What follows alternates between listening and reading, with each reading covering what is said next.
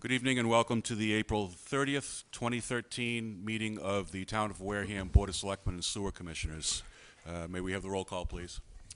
Present is Selectman Whiteside, Selectman Tropiano, Selectman Holmes, Selectman Titlebaum, Selectman Slavin, Town Administrator Derek Sullivan, Town Council Richard Bowen.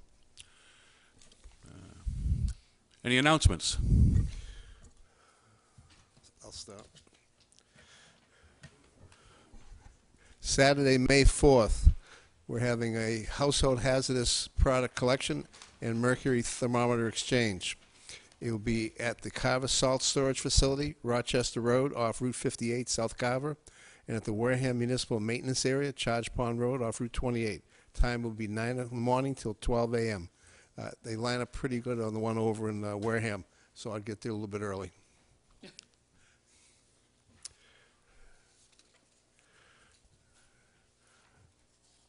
Okay.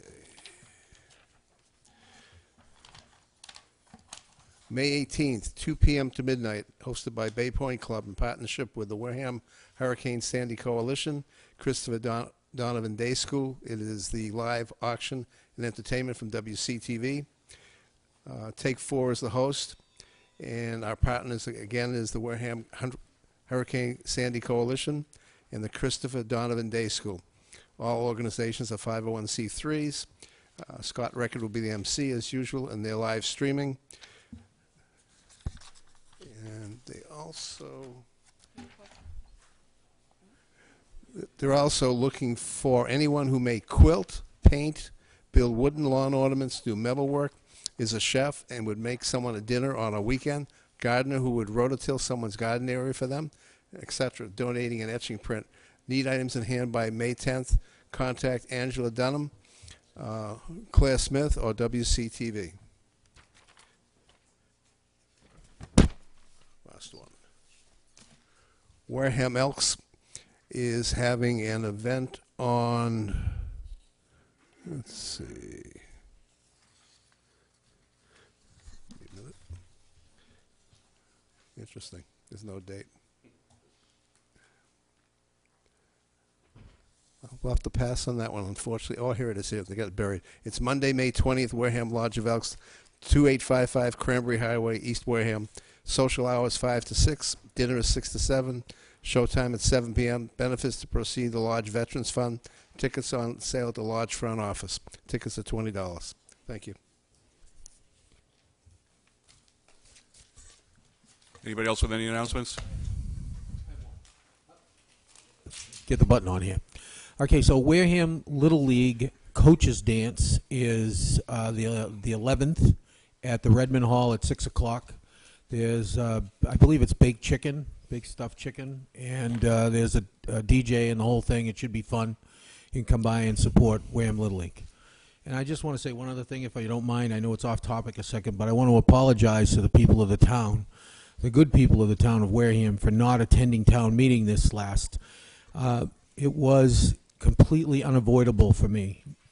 There was no way that I could have attended. I had some issues that had to be dealt with, and I apologize, and I will make sure it doesn't happen again. It just happened, and I just want to apologize wholeheartedly that I wasn't there, and that's all I can say. Thanks. Thank you. Mrs. Whiteside? I have some comments I'd like to make, but I'd like to reserve them to the end of the meeting. Are they in the fashion of an announcement, or? Yes, sort of. Well, if you've got an event or something you'd like to announce. I have something that I'd like to address, but I'd like it to wait to the end of the meeting. Okay, then. Selectman Holmes? Thank you. On May the 4th, as many of you know, annually we have the Little Jacob's Run. Little Jacob, God willing, will live for many more years, but he's a young sick child in Onset. He's the nephew of Stevie Behringer. And on Saturday at the Onset Resort, Sports Resort, we'll have the annual poker run and afternoon of raffles and prizes. So if you can swing, if you're in Onset, please stop by Stevie B's and make a small donation for Jacob's event. The second one is a little bit selfish, but that's okay. 6 years ago, my brother passed away. And as many of you know, annually we give out scholarships for young kids getting out of high school and going to college. So on Saturday night, we have our fundraiser. This year we'll have the return of Octopus's Garden, one of the best Beatles tribute bands on the East Coast. Doors open at 7 up at the Knights of Columbus Hall in Mattapoisett. The show will start probably around 7:45. There are 3 bands this year. So, again, that's Saturday night, 7:30, Knights of Columbus, Route 6 in Mattapoisett. Thank you. Okay, I just have a couple. The first is the South Coast Blood Van will be at Toby Hospital in the parking lot across the street from 8 a.m. until 2:30 p.m. on May 3rd. The last time they were here, they only collected blood from 12 people, so that's we can do better than that. So I would encourage everybody to go. I'm going to go, and I hope to see all of you there as well. The other thing is, and we currently have a state election going on right now, and if you've forgotten to vote, you have until 8 o'clock to get to the precincts and vote in the primary elections to fill the vacant senator seat. Next item, please. We have the consent agenda. We have no bills or documents. We'll start off with the regular session meeting minutes of April 16th. I'll need a motion on that.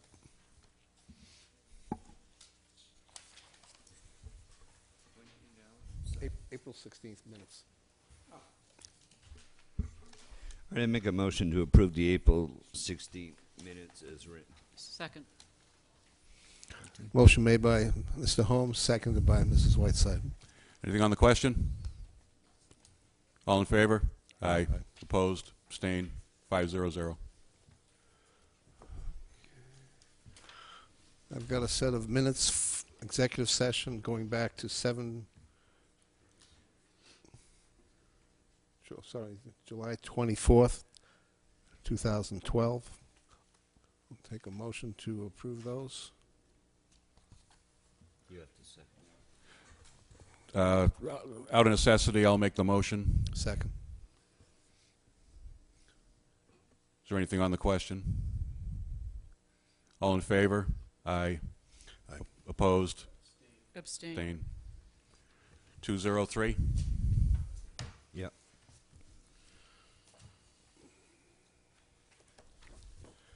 You have some others? Again, executive session minutes of February 7th, 2012. Take a motion to approve. Actually, at this particular point here, I think Mr. Holmes was the only All right. I member make a here. motion to approve. Second by necessity. All in favor? Aye. Opposed? Abstained? Abstain. Aye. 1-0-4.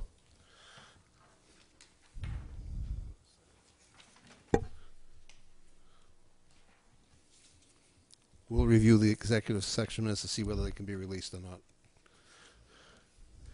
Executive session minutes of December 4th, 2012. Again, I'll need a motion for approval, and that will be also Selectman Holmes on that. Actually, I can second that one. And Peter can, sorry. Make a motion to approve and hold. Second? Anything on the question? All in favor? Aye. Opposed? Abstained? Abstain. Aye. 2-0-3.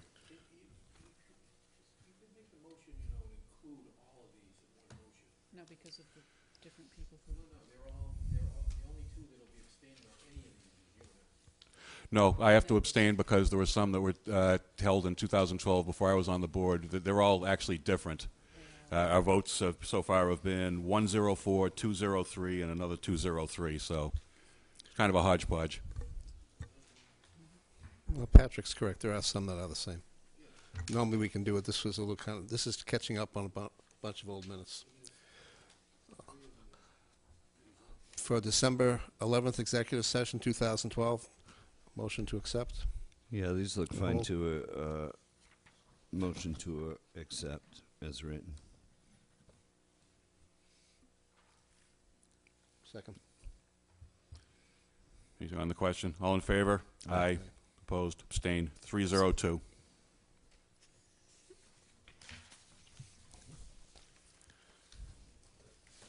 Let's see.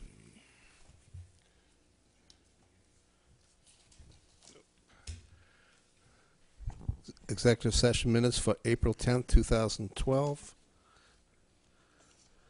No, we already did those. What we need, so remaining are January 28th, 2013. We got duplicates. You may. Let's see.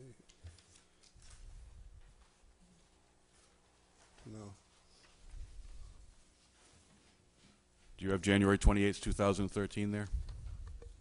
Yes. And also April 16th, 2013? Yeah, I have April 10th, it says here, and I have April 16th executive, and January 28th. but April one's 10th we already did, so you can put that in the done pile. That was a 203. No. You sure? Yeah, because, No, I don't have that one. Yeah, that's I what have I the have. same three list. Same, who's on first? All right. second. Again, I'll take a motion for executive session minutes to hold. Approve for April 10th, 2012, please. Hang on. I believe just Steve and I can. That looks fine. I make a motion to accept minutes from April 10th, executive session. Second. Okay. Anything on the question? All in favor? Opposed? Abstained? Oh, Abstain. what's that? 203? Yes. Okay. Sorry, dear. Executive session minutes for January 28th, 2013. Take a motion to accept and hold. Accept and hold second. Anything on the question? All in favor? Aye. Aye. Opposed? Abstained? Abstain. 302.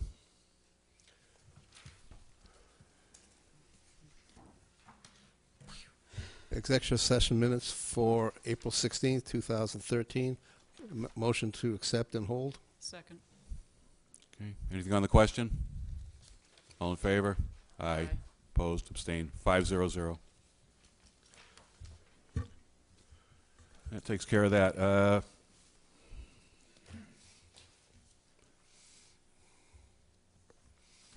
We have a couple of licenses here. I don't see they're not hearing, so they can come right up now, Mr. Clerk. Okay. First one we have is a common vic license from Julie Phillip, DBA Riverside Cafe, 189 Main Street, Wareham. What happened to citizen participation? Oh, you're correct. Sorry about that, Mr. Barrows. Ooh. We missed. We'll go back. Sorry about that. Go ahead. Old people mistake again. I guess so. Thank you, Mr. Barrows. Is there anybody here who would like to speak during citizens' participation? Please come up.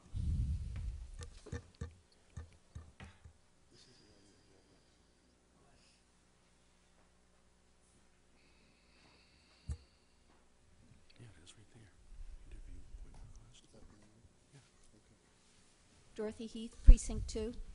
Good evening. Now that the article for sewer commissioners has passed at town meeting, I have a few questions. I'd like to know how long after the close of town meeting before the article goes to the legislature, who will forward it to the legislature, and who will be responsible for tracking and resolving any problems, including wording. I'd like to know how we can expedite it so that if anything needs reconsideration by town meeting, it can be done at the October town meeting, and we will still be ready for a vote in April of next year. Well, to your question, the current deadline for session bills has closed, so these will not be taken up during the current legislative session. Once they come back from their summer recess is when the legislature would take it up. So I don't know that we could certainly forward it as soon as town meeting closes, because we have to wait in case there is a motion for reconsideration, as you're aware. We could forward it to the legislature then, but I think it would most likely wind up on their fall docket. When does their fall docket start? When do they come back? I'm going to say they have about a 6-week summer recess, don't they? So mid-August? Yeah, mid-August. I think they come back before Labor Day, but don't quote me on that. So then we definitely need someone, I'm sorry, tongue-tied tonight. We need somebody to be on top of this to make sure it's considered right away. So if there are any problems, that we can have either the problems resolved or go back to town meeting in October to solve them.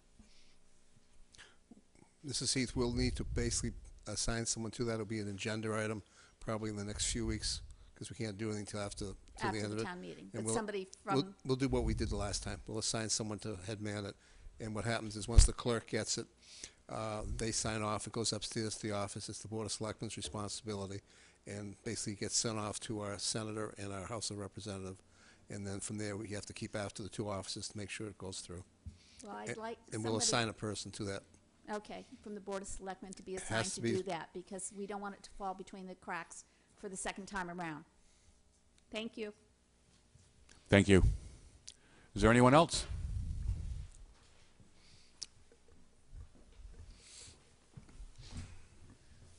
Good evening. Ladies and gentlemen. I just want to tell you that the Wareham Coffee Hour is still going on. This week we have Jim Morris, who is the farm manager at the Cranberry Experimental Station. He's going to talk about cranberries and other things that might come up during the course of discussion. I also also want to hope that during this next 3 or 4 weeks that the selectmen will demonstrate their superb leadership in balancing this budget in a reasonable and honest fashion. Thank you. Thank you. Thank you. I need to go back to the consent agenda. We have an interview and appointment of a constable. Is Robert DeLuca here? I do not see anybody present.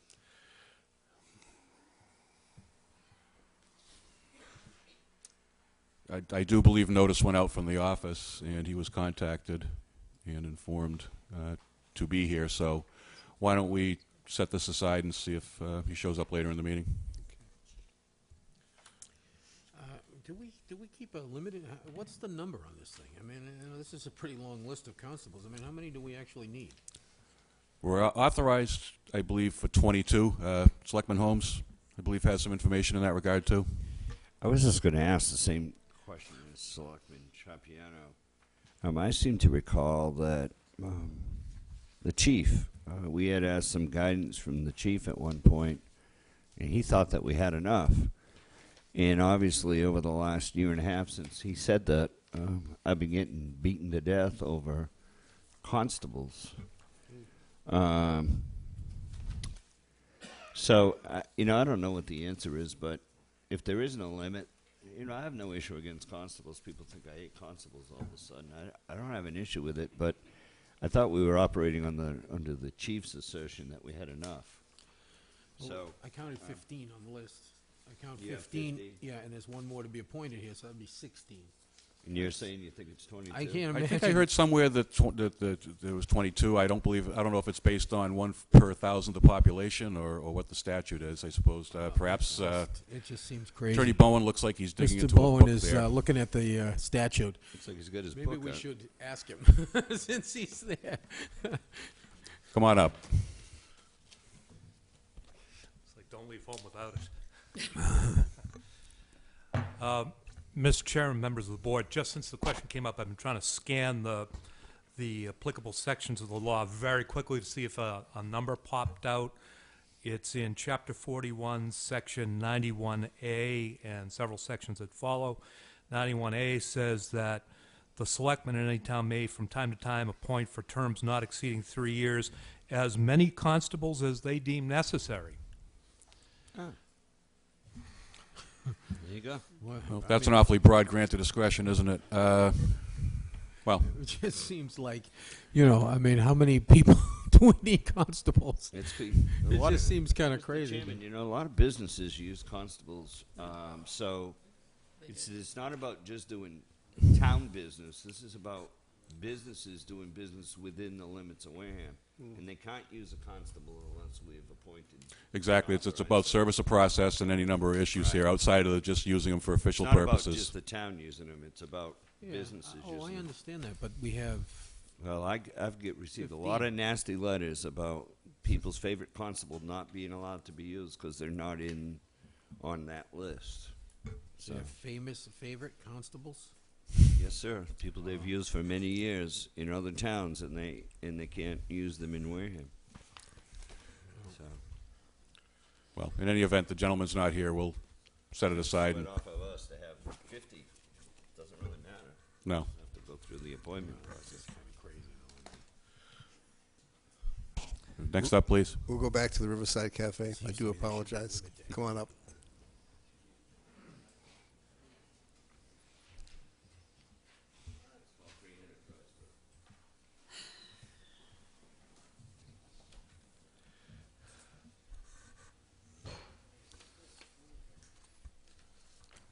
Good evening. Good evening. Would you please introduce yourselves and tell us why you're here and what you're looking for from us? Well, I'm Robert Daniels, and I'm Julie Phillips's dad. Okay. And it's her restaurant. I'm here to help out any way I can. Hi, I'm Julie Phillips, and I'm looking to open up the Riverside Cafe. Okay, you have to speak.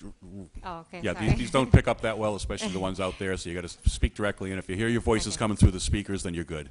Okay. I need to repeat what I just said? Yes, if you would, Okay, please. yes, yes, okay. My name is Julie Phillips, and I'm here to open up the Riverside Cafe at 189 Main Street. Okay, just for background, this is the former Wise Guys Pizza establishment on Main Street next to the old Cornwell's building. I actually happened upon the future proprietor on Saturday doing some work there and stopped in and introduced myself, and it sounds like it's going to be a nice addition to the town. We'll be serving breakfast and lunch all day, open at 6 and close at 3. Okay. Do you have any additional plans at any time to serve any other foods? In June and July and August, I filed the permit for ice cream. I like to do soft serve and hard ice cream. Okay. So possibly extend the hours at that point to do early bird dinners and ice cream. Special discounts for grandparents. Okay. Okay. I tell grandparents stories. That's great. I'm going to check one thing here. Are the hours of operation listed No. on the... Not on the license. Okay. Well, I don't know that you would necessarily have to come back to us with a request to serve the ice cream. I don't think you're... Board of Health. So, yeah. Okay. I think you're okay with us here. You just have to go back to them and inform them of your plans in that regard should you go ahead in the summertime. Any questions from the board? Selectman Whiteside? No. Thank you. Thank you. Speak. I just would like a little bit of information from you about why you would like to do this and what kind of experience you have. And you look like a really nice lady, and obviously your Oh, thank dad you. is Yeah. also a nice person and able. Thanks. I ran the Friendlies at Exit 5 for 7 years, and before that I ran the IHOP in Bourne for 5 years. So running a kind of establishment like this is not going to be a problem to you. I love the food business, and Good for I you. learned a lot from them, the food safety and getting the food out fast. And I just would like to do my own little place, and I can help give back to the community too, and just kind of get into a nice community and do my own thing. Thank you very much, and welcome. Thank you. I'm Mr. Fix-It. Yes. You, Mr. Fix-It. You're Mr. Fix-It? Yes. I see. anything. I probably more recognize you from one of those eating establishments, which I like to participate in, as everybody can tell. Not exactly tiny here, We all do. but I love to eat, and I think this is great. I love to see the places down on Main Street filled up, and I like to see the activity going on. Of course, it's a little messy right now, but I think it'll be over relatively quickly, and you Right. can get back to doing your thing. And I just want to hope that you do well and congratulate you. Thank you. Thank you for your time. Selectman Holmes? Yeah, I'd just like to thank you for taking the opportunity to let us welcome you to Wareham, and good luck on your business, and look Thank forward you. to visiting there. Thank you. Thank you. Mr. Clerk? I stopped by while they were putting everything together. It's I remember when I think it was Peggy Sue's. It was a while back, and that's Peggy's place. And the place is really nice, and it's been redone. It's not only just clean; it's really well laid out. It's got a very warm atmosphere to it. It's nice to see the windows open. And I was back in the kitchen when one of our members was working on a gas stove back there. So I'm hoping everything works out very well for you. Thank you. Thank you for coming to town. Thank you. Okay, I guess that's it. Well, let's...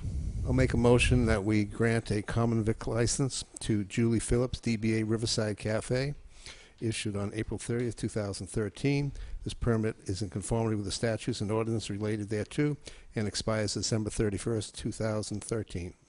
Second. Okay, motion made by Clerk Slavin, seconded by Selectman Whiteside. All in favor? Aye. Opposed? Abstained? 5-0-0. Thank you. Thank you. Thank you. Good luck. Should be able to pick up your license tomorrow. Okay, thank you. Thanks. Hopefully Thursday. Yeah, hopefully Thursday. Okay. I always used to go there. Yeah. Yeah. Okay, everybody show up on Thursday on Jerry's Treat. Thank you.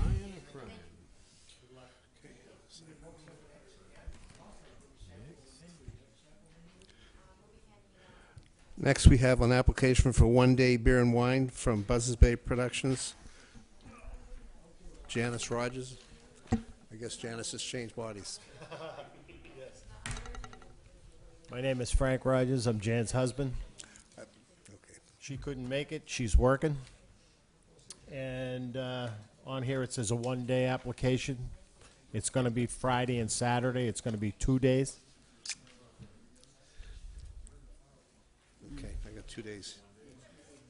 It has to be two one day. I believe she had done the paperwork, and she's got 2 days filed with the office. The paperwork here says May 3rd and 4th on the one form. Yeah, I don't know what the ramifications are of this. And the other thing that we, if I'm not mistaken, and I wholly like this. I agree with these. Okay, but I don't want to get us in any hot water. Yep. So maybe through you, Chairman, to council about some way to figure this out. Plus, the thing that concerns me more is that I think there's a certain number of these that you give out, and then it becomes an issue of, oh, you should just have a liquor license. Correct. You know Why what don't I'm we... saying? So, Oh, yeah, we've figured, well, we're trying to weigh what costs, yeah. you know. Yeah. But I need to know before we, this is your second time here, and now this Right. would be 3 one-day Right. licenses. So Yeah, could you fair enough. counsel for me? Yes, Attorney Bowen, could you address the issue of how many times can somebody go to the well on a one day, and whether somebody can put 2 1 days on one day? Yeah. Yeah. See if we can figure that one out. Sounds like seeing double. Well, Mr. Chairman, members of the board, the interesting thing, or not, is that the statute doesn't refer to these as one-day licenses. They're known as temporary licenses. So our municipal shorthand for them, and not just Wareham, but everywhere, everybody calls them one-day licenses, but they're temporary licenses. And an applicant, you could give to an applicant a temporary license that ran 30 days, no more, or you could give to an applicant 30 one-day licenses, 15 two-day licenses, any permutation, as long as you hit that 30. Once you hit 30, that's it. You're done. So you All right, could, so you could grant, if you wish, you could grant a license, a temporary license to this person for 2 days. Okay, fair enough. That takes care of the immediate issue. What about the long-term issue of at what point should a board say, or must a board say, I guess is the better question, okay, enough 1 days, you've got to come back for a seasonal or a full? Well, 2 issues. First, the board, when it comes to liquor licenses, has tremendous discretion when it comes to granting them. You could, at any point, turn to this individual or anyone else and say, we're not going to give you any more temporary licenses. You're in here so often, and I'm not saying this, by You're in here so often that we think that you ought to be applying for a regular liquor license. I mean, you could do that at any point. You have that total discretion. Now, that's the first point. The second point is that the statute does provide that hard cap of 30. And certainly, if an applicant was coming in for the 31st day, I think that's a pretty good signal that, hey, it's time for you to start thinking about a different way of licensing yourself. It would be less expensive. Probably. Probably would. I understand that. So I guess the moral of the story is enjoy yourself, but not too much. Yeah. Yeah, see, we have that. Okay, what, Mr. Chairman, just as a note, I'm going through the paperwork. I don't see any tips training paperwork here. I know she does. the last one she did wind up adding, and we made a provisional motion. The only issue I would have would be what was the expiration on that? To the extent that there is an expiration, I don't know. Still has to be, has to be filed each time. No, Well, it's not yeah. it's not my Well, packet. we can approve it conditionally and check what's on file, but in the future, it's something that the whole package has to be resubmitted again and again and again. Not that I'm encouraging you again to come back with a whole bunch of 1 days here, but No, I understand. Yep. The thing, we've talked about this. We've talked about taking and getting a seasonal license. Yep. So that we could do whatever, whenever it was opportune to use it. Right. Because we have kids in there, we don't need it for the Exactly, kids. yeah. This is for adults for what we're doing now. right. So, Well, we can solve this with a conditional motion. Oh, yeah, it is. Here it is. You found it? It's here, yeah. Just attached to the back side. Okay. It's on the back side of the book. Never mind. Never mind. Never mind. Got it. I make a motion, we approve the application of Buzzards Play Productions, 3065 Cranberry Highway, East Wareham, for a 2-day, that's May 3rd and 4th, 2013, temporary or liquor license. Second. All in favor? Aye. Opposed? Abstained? 500. You're set, thank you. thank you, folks. Thank you.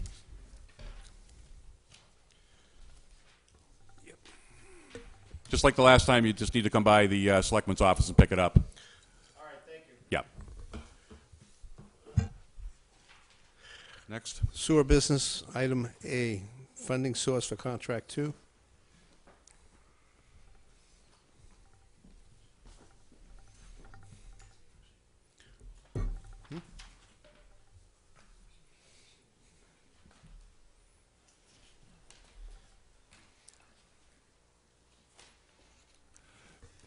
Do we have anybody have anything on item A? This is just so people who haven't followed us might realize this is a recurring agenda item that we leave on here because it's an issue that has to be solved. So it stays on the agenda as an ongoing matter, but that does not mean that we necessarily address it each and every week. Selectman Slavin? On this issue, we've had it sitting for a while. I think we need to start to work on this. We need to look at the retained earnings in the water pollution control facility and get a better understanding of restricted and unrestricted retained earnings, how they work and what's usable. I would probably ask that the town administrator provide us with a better breakout of what it is and what's available, and again, follow Mass General laws as far as retained earnings, because there are restrictions there as well. So we know what we have on that particular piece of the puzzle. I think I actually had already asked Mr. Sullivan to, when I was watching the movies, the videos, that was one of the questions I had for him to please answer at sometime in the future. Mr. Chairman, oh, go ahead. Yeah, one of the items, Mr. Chair, is at one point a former town accountant had created a restricted retained earnings account, which when the DOR went through and looked at that, said that was improper. There's essentially no such thing as restricted retained earnings. You could only have retained earnings. So the monies that were in there now roll over every year to the retained earnings. So what's going in there is surplus revenue. If your expenses were lowered, it'd be surplus. It would be the difference there, or essentially surplus revenue. Also, when people pay their betterments off early, that's where the money goes into there as well. Really looking in it and saying how much is from this one that was paid off is a major project. We performed something similar in 2010 when I was an intern and gave a document over to, I believe it was the assessing office as well, a Excel spreadsheet as to whether there'd be enough money in there. The actual breakout of what is in that, because that's rolled over so many years and was in that restricted retained earnings account, is it's a dragon that I don't think can be slain on there. So. Selectman Tropiano? That account really needs some work, okay? For one thing, there's a line in there for depreciation. I think it's over $2 million. You cannot depreciate in an enterprise fund. It's not allowed. You can't do it. You can carry money over for specific reasons, earmark money in the budget if you want, but you can't depreciate. And so we really need to do some work on that account. It's not in good shape, and it really needs to get up to the state standard in the law. And I'd like to see that happen. Selectman Holmes? Do you have anything? Selectman Slavin? Just one more piece. That my other concern is that when money goes into the fund, we have betterment payments done ahead of time, et cetera. And I think we have stuff that's kind of in there together, and I'm not sure whether we know how much belongs where, how much is actual betterment payments, et cetera. And I'm not going to pin Mr. Campina down right now because it's been an ongoing issue. It is, Mr. Selectman. Good evening, Board, members of the Board. Good eviding, Mr. Chairman. There's a lot of revenues that go in there, as Mr. Sullivan had stated, miscellaneous income, other incomes that are not in the budget. We just deposited today a $14,000 check reimbursement for some work that we did on the pump station, so that's going to go into that retained earnings. And then we have betterment money going into that retained earnings. And so it is a drag, and it needs to be really evaluated. And then decide on how to spend this money. We can't lose sight of the 20-year payments we have for betterments. That's a part of that. We can't lose sight of emergency repairs, a stabilization. There's a lot of things that we have to look at and make some serious decisions as to how we're going to set this money aside so we can be sustainable as the years come. And also, if this is something you're considering as a funding, can we pull the $1 million out and maintain all the other things that we need to do? So, yeah, it is. It's a drag, and it needs to be addressed, and I don't know of an auditor to do it. I don't know who we should hire to do this, but we do need to hire somebody to look at this, dissect it, and make some good decisions going forward so we know exactly what we have to spend, and make some really good decisions. So that would be my recommendation to the board on that. To your point, Mr. Campina, and I guess I would ask Mr. Sullivan this, is this an operation, if you will, that the accounting office could take on at this point? No, we would have to bring somebody in through the enterprise fund itself. Okay. For this one, I don't then I would ask Mr. Campina his thoughts on that as well. I agree with the town administrator. We need to bring somebody in that's expert in this area and that can really digest this and tell us exactly what's going on, and then also help us set up for the future. I think we need to hire somebody, and I'm not so sure what accounting firm, but I would leave that to the town administrator and to recommend someone that'll be able to do this for us. And again, it's something that would probably be funded through the enterprise fund, and it's something that we really need before we start spending it. That's all I'm saying. Before we start actually spending money, let's see what we have, what our obligations are, and then go from there. So I agree with Mr. Sullivan. What does the board think about that? Yeah, I mean, I'm agreeing. I just watched 9 hours of FinCom meeting presentations, budget presentations, and I have to say that I was very much impressed with your presentation, Mr. Campina. I thought that you addressed the issues that are sort of screaming around town. You were honest about the things that you thought were out of hand or that you didn't understand. You expressed concerns about things that I would have expressed concerns about, and I want to compliment you on your ability to run it run that railroad as well as it can be run without really having any current financial figures. It is certainly not something that I would recommend our current staff to try and undertake. Thank you very much. I appreciate it. Thank you. Selectman Tropiano? No, I'm good. I have no problem with it. We just, we need to get somebody in there as quick as we can and get it set up. I mean, you know, for whatever reason, for whatever we want to do, or for however it gets handled, if in fact there's going to be new sewer commissioners, we can't give them a mess like that. They just can't get that kind of a mess. We got to give it to them so they understand it and it's legible, and that all of the parts of law are in there, and you know, and we can, that's the only way we're going to be able to do this right. Good point. Selectman Holmes? All set?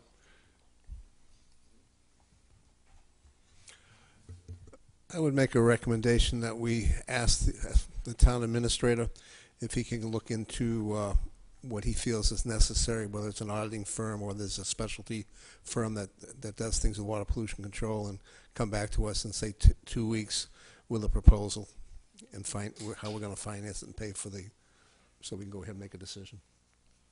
Yeah. Sounds reasonable. Mr. Sullivan, does that time frame work for you? Enough time? It does. Okay. Thank you. Next on the agenda is a solar RFQ capital committee. That's a request for quote. It's a request, and it's really, I apologize for the capital committee, it's really a selection committee. Yeah. The RFQ is out. It'll be advertised the 2nd and the 9th in the local paper. It'll be in the Standard Times the 6th and the 6th in the following week. I believe it's the 13th. It'll be in the Central Registry May 6th, so it'll go public to the state secretary's office. It'll be made public. So we have a little ways to go till we get to the point of actually making a selection, but we have some dates coming up. May 22nd is one. That's when we have a pre-submission walkthrough, and we'll do that at the plant.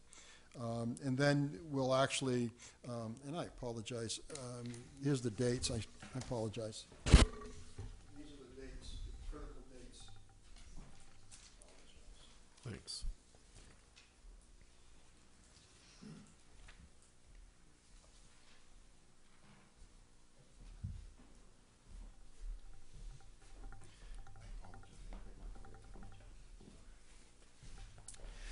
Those are the critical dates that we're going to meet in the very near future. I also included the 14944J in that. It's the part of the law that's driving the advertising and procedures that we're following. And then I also included 25A, 11I, what we're using for the procurement.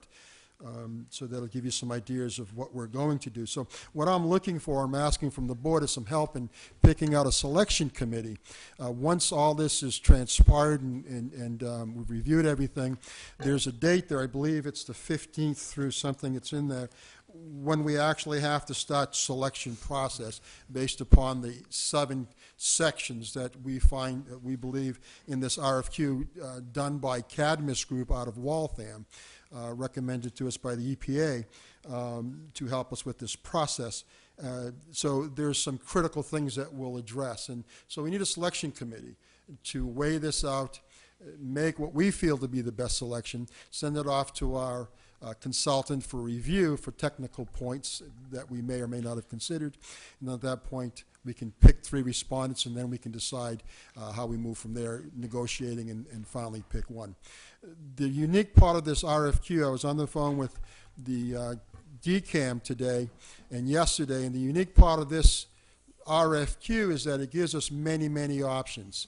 As a town struggles with the actual 10 megs, it gives us the opportunity to go behind the meter, in front of the meter, and so what I like about it, it gives us the option of owning it outright. It gives us the option of a PPA.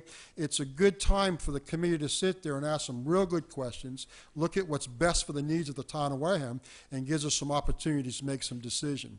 And as you see in your paperwork, the weightiest of this RFQ is financing. Don't want to waste anybody's time. If somebody's going to give us a good opportunity and they can't finance it, then we're just wasting our time. So 25 points of the 100 goes to financing, because we're asking somebody to come to the table with a big checkbook, able to write a check to finance the $5, $6, $7 million project. So that's the biggest part of this RFQ, and hopefully, in talking to DCAM, what they're happy about is that it gives us an opportunity to bring this to fruition. So we're pretty excited about it.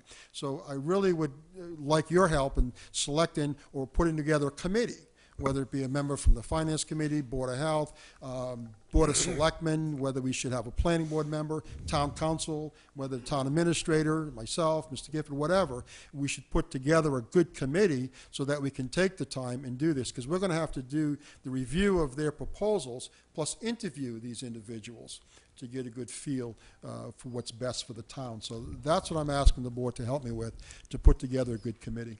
Mr. Chairman. Yes.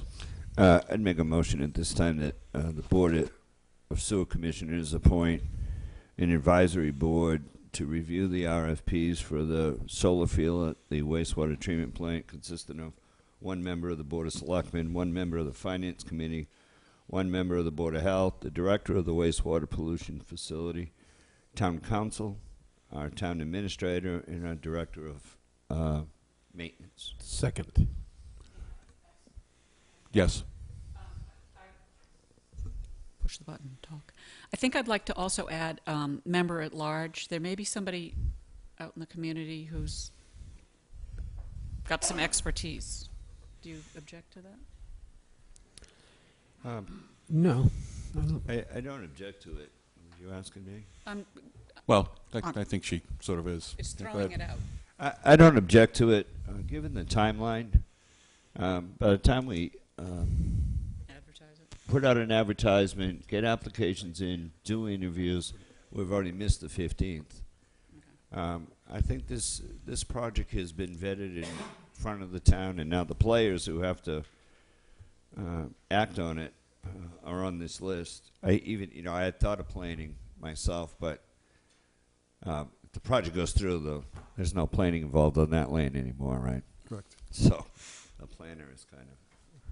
I think that answers my question. Thank you. That's the only reason, Yeah, because usually I like that too, one or two people. I'll second your motion. And these meetings are open for people to come and. Yes, they are. I think Patrick beat you I to the beat second. you. But anyway, if you want to We're third it, you talking can. about that over here. Is there anything else to be said on Selectman Holmes' motion? All in favor? Aye. Opposed? Abstained? 5-0-0. I'd make a motion to appoint myself to that committee. Second? Can I do that? Sure. Yeah. Let's take care of it now. Anything to be said? All in favor? Aye. Aye. Opposed? Abstained? 5-0-0. One down, 6 to go. Thank you, I appreciate that. 6 to go, yes.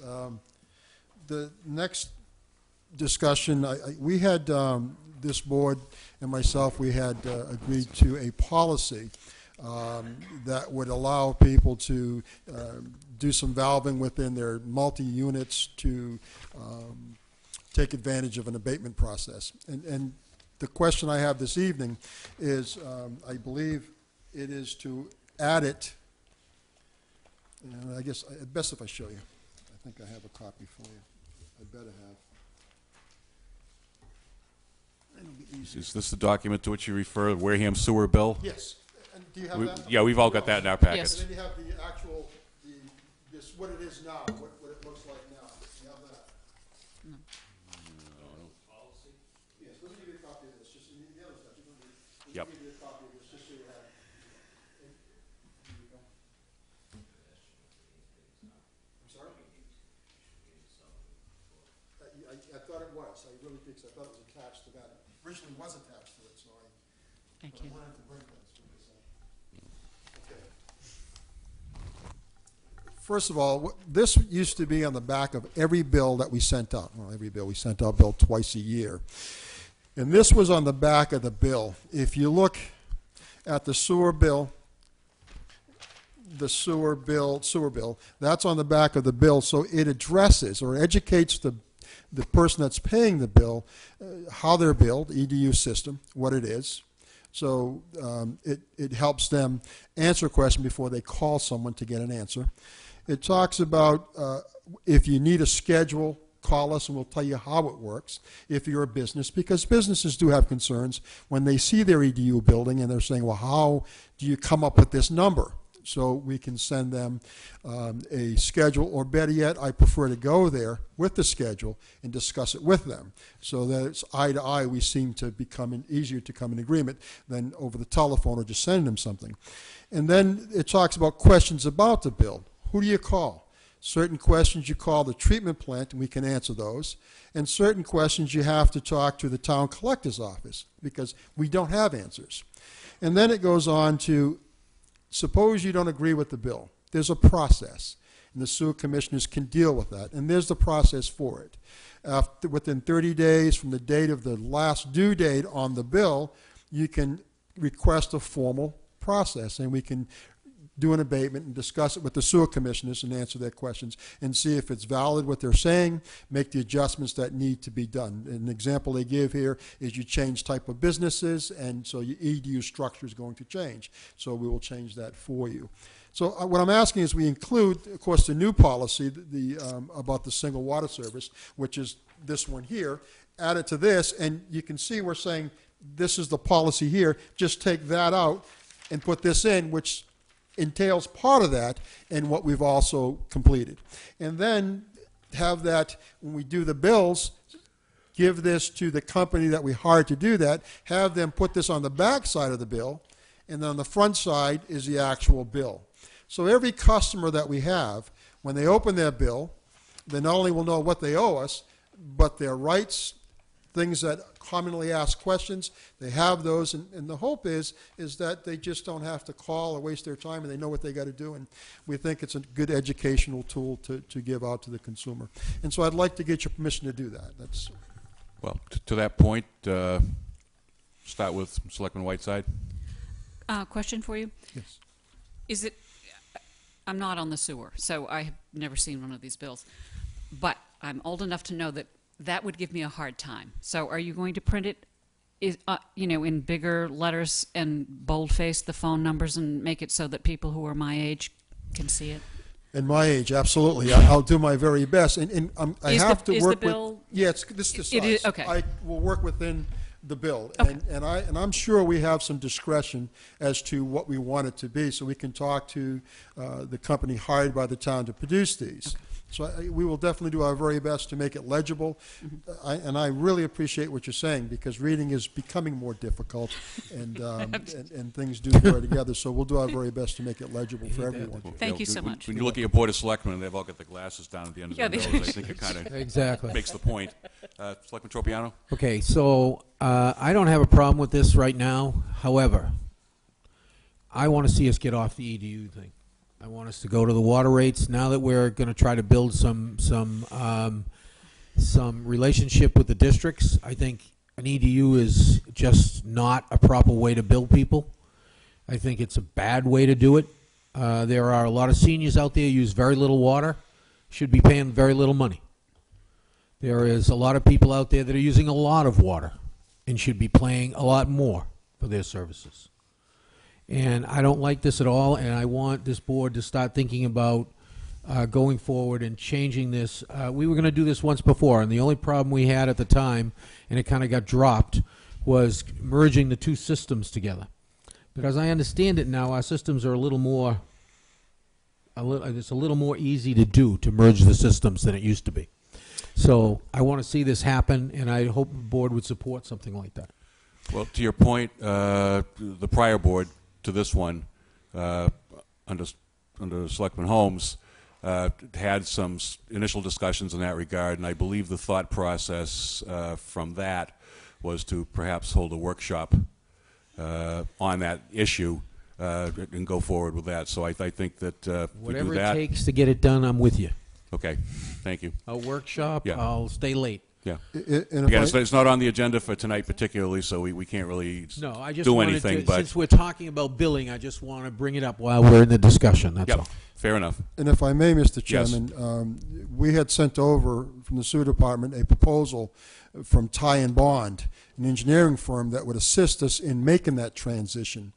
They have been in the industry for quite some time, and they're willing to sit with us. They gave us a proposal to do that. And part of this process is to validate the costs at the sewer plant, because no matter what we do, we have to pay the bills.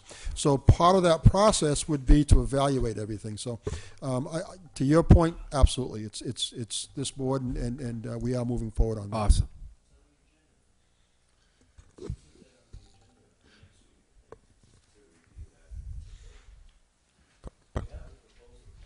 Yes.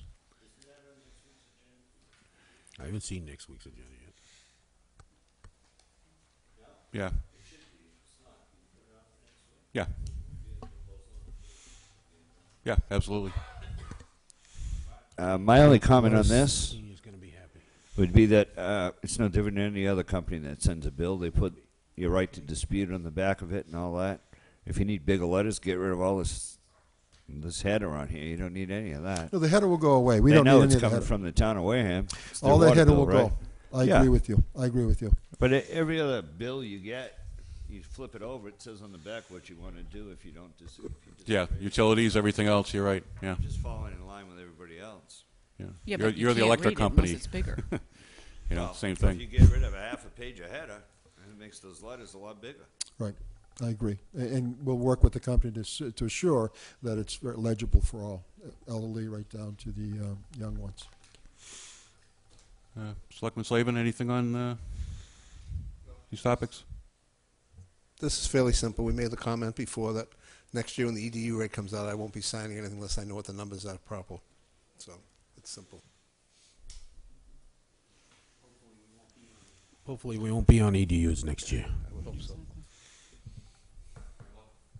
I don't think you need a vote from us on what to include here. I would just take blind Selectman Whiteside's comments into consideration here. Mr. Tropiano as well has got the glasses down on the end of his nose, and I tend to put them up on the top of my head when I'm trying to read something. So with all that in mind, I think you're good to go on that one. I appreciate it.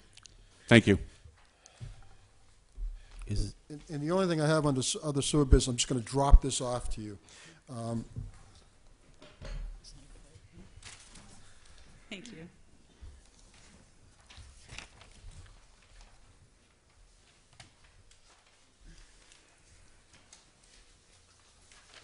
Thank you, Ken.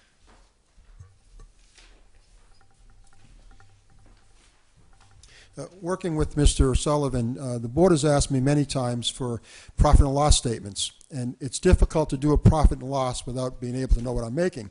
However, we decided to tackle the expenses, and we've worked with a program, and what this program we've developed is giving us day-to-day accounting. We're, encumbering our monies. And so at any time we go into this program, we know where we are, what we've spent, what we have left to spend, and it's a tool to help us be wiser with our budget and write a better budget so we can actually track our actual costs, where our money really goes. And what you don't see behind this, we've allocated pump stations. There's a code that the expenses that may be electricity, each part of electrical bill we pay on a monthly basis is attributed to each pump station. So I can see what each pump station is doing. And then we can tie that into efficiency of motors and different things. So every one of these bills or the headers you see here for the account, we further break it down to what's within that account. So this is a great beginning. We're excited about it, and we're going to continue with this. We're going to incorporate the IMA into this. We've got payroll. We're actually starting to track attendance and many other things. So this is the beginning. We heard what the board has been asking for, and what this finance has been asking for. We hear everybody, and we're doing our very best to accommodate it. So this is the beginning, and I wanted you to see the first edition that I'm giving out. So thank you. Thank you. Yes. Yeah, I got something too. Yes, go ahead.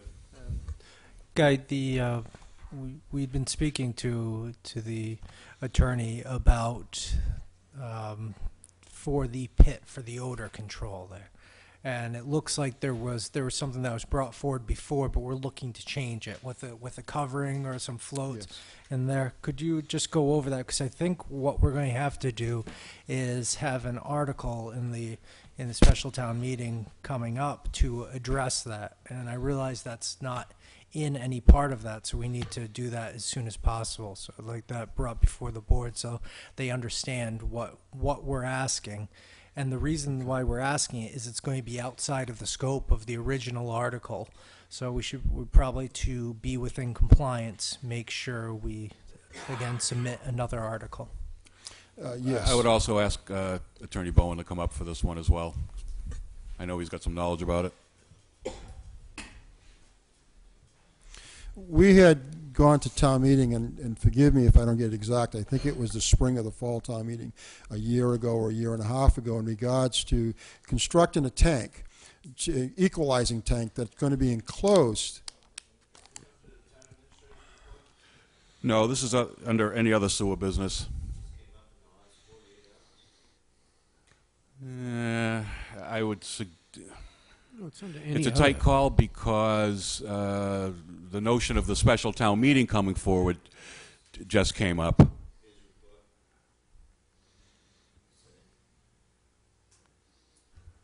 If we want to move to my report and then move back to it later on, I have no problem with that.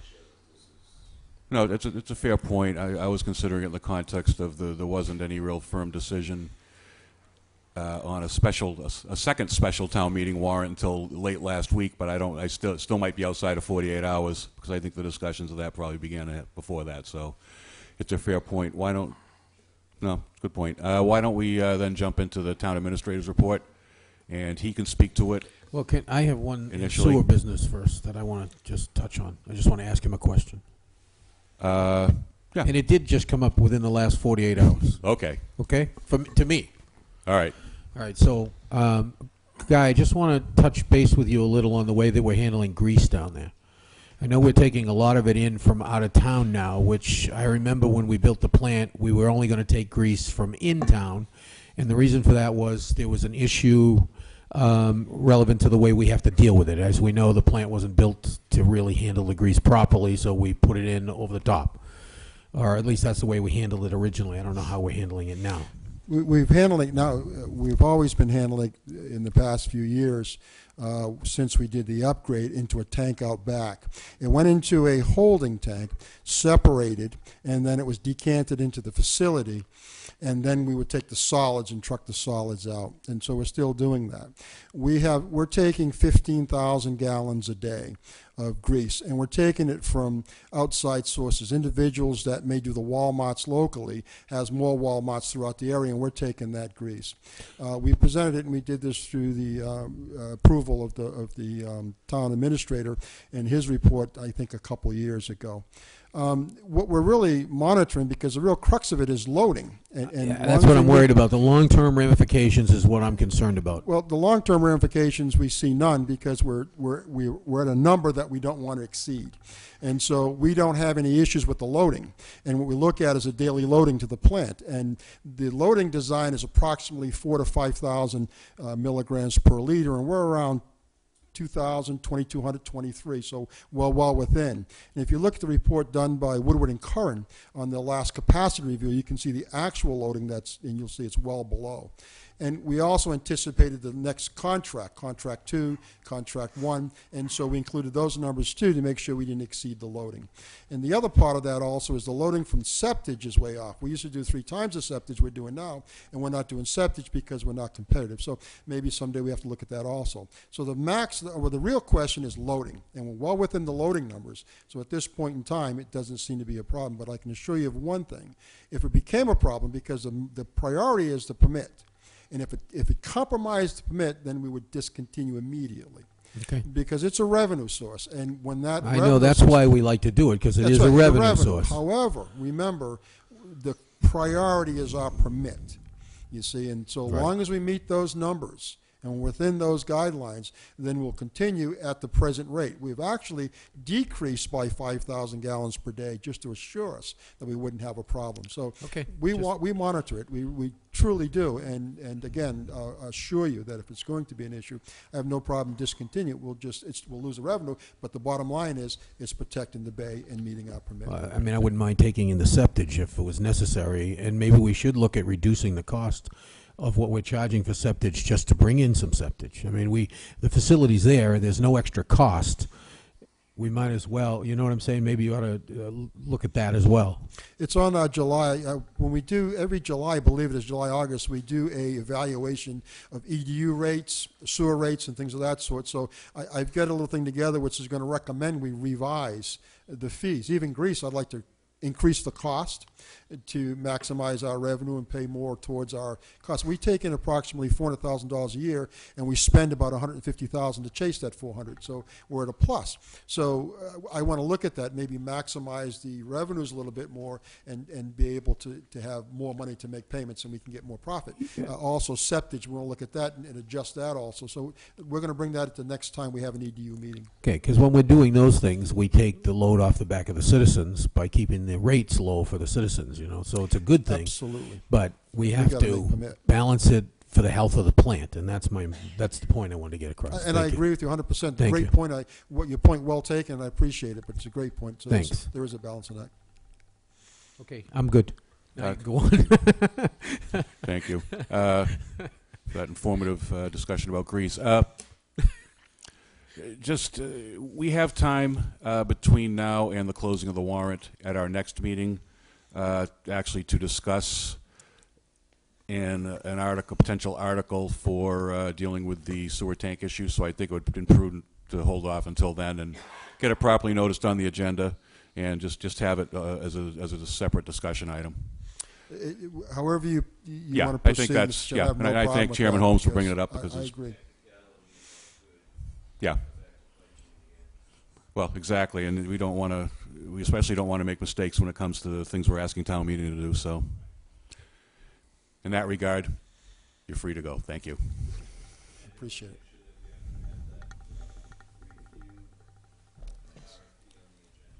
Yes, I've got a note for that as well. Thank you. Thank you. Next up. Town business, discussion on guidance of the town administrator for the next year.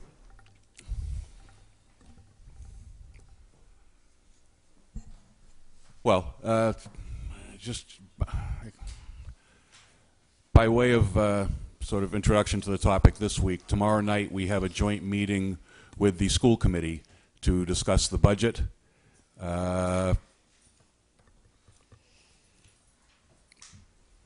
I don't know if Mr. Sullivan would like to comment on that. I think at this point, I know he's been in discussions with the school superintendent.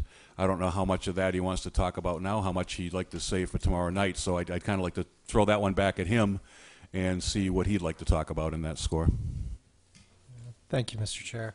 Definitely, I have been in touch with the superintendent. Or you could even say he's been in touch with me. We've been working together on it, and I think tomorrow night he and I have brought forward and worked on something that will be proposed to the Board of Selectmen and the school committee, and I think that would be well worth everybody seeing tomorrow night. Okay. With that in mind, is there anything further to be discussed on this, or Just Selectman Whiteside? one comment. I did print up a document that I've asked Mr. Sullivan to copy and distribute to all of the selectmen. The part that you really need to read are the last 5 pages.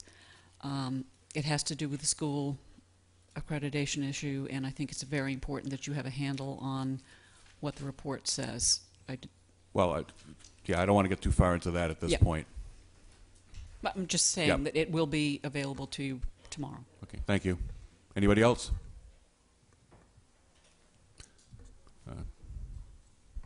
Mr. Slavin?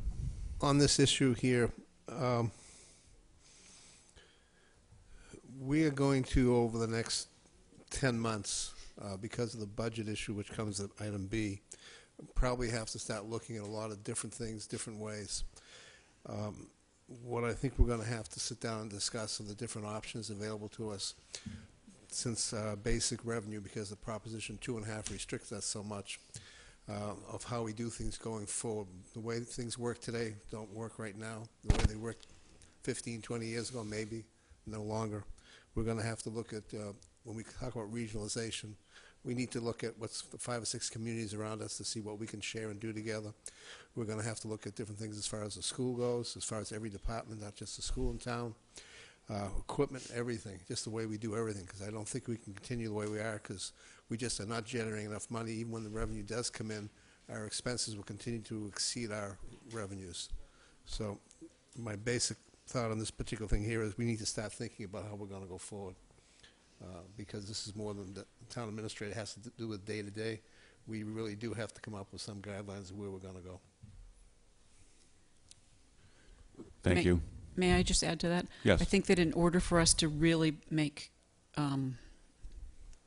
informed decisions, that we need to have the revenue figures that, when I was watching the DVDs, not all of the revenue figures were available, and I know that Mr. Sullivan and his team are working on getting that. Those will be increasingly important to examination of a viability of a particular area. Or thank you. Thank you. Anything else? Yes. Mr. Sullivan, when are we going to see the percentage of expenditure budgets that we asked for? I believe I handed out the last one in hard copy, which was January. I just received February's, and we should receive March next week. Okay. As I just well. I'm concerned going into next year with some of the issues that are taking place now. It seems like we're in some places we're pushing this year's business into next year, and there's going to be some ramifications for that. And if I see the percentage of budget expended, then I'll know what's going on there. You know what I mean? I can get a feel for it. Okay? Thank you.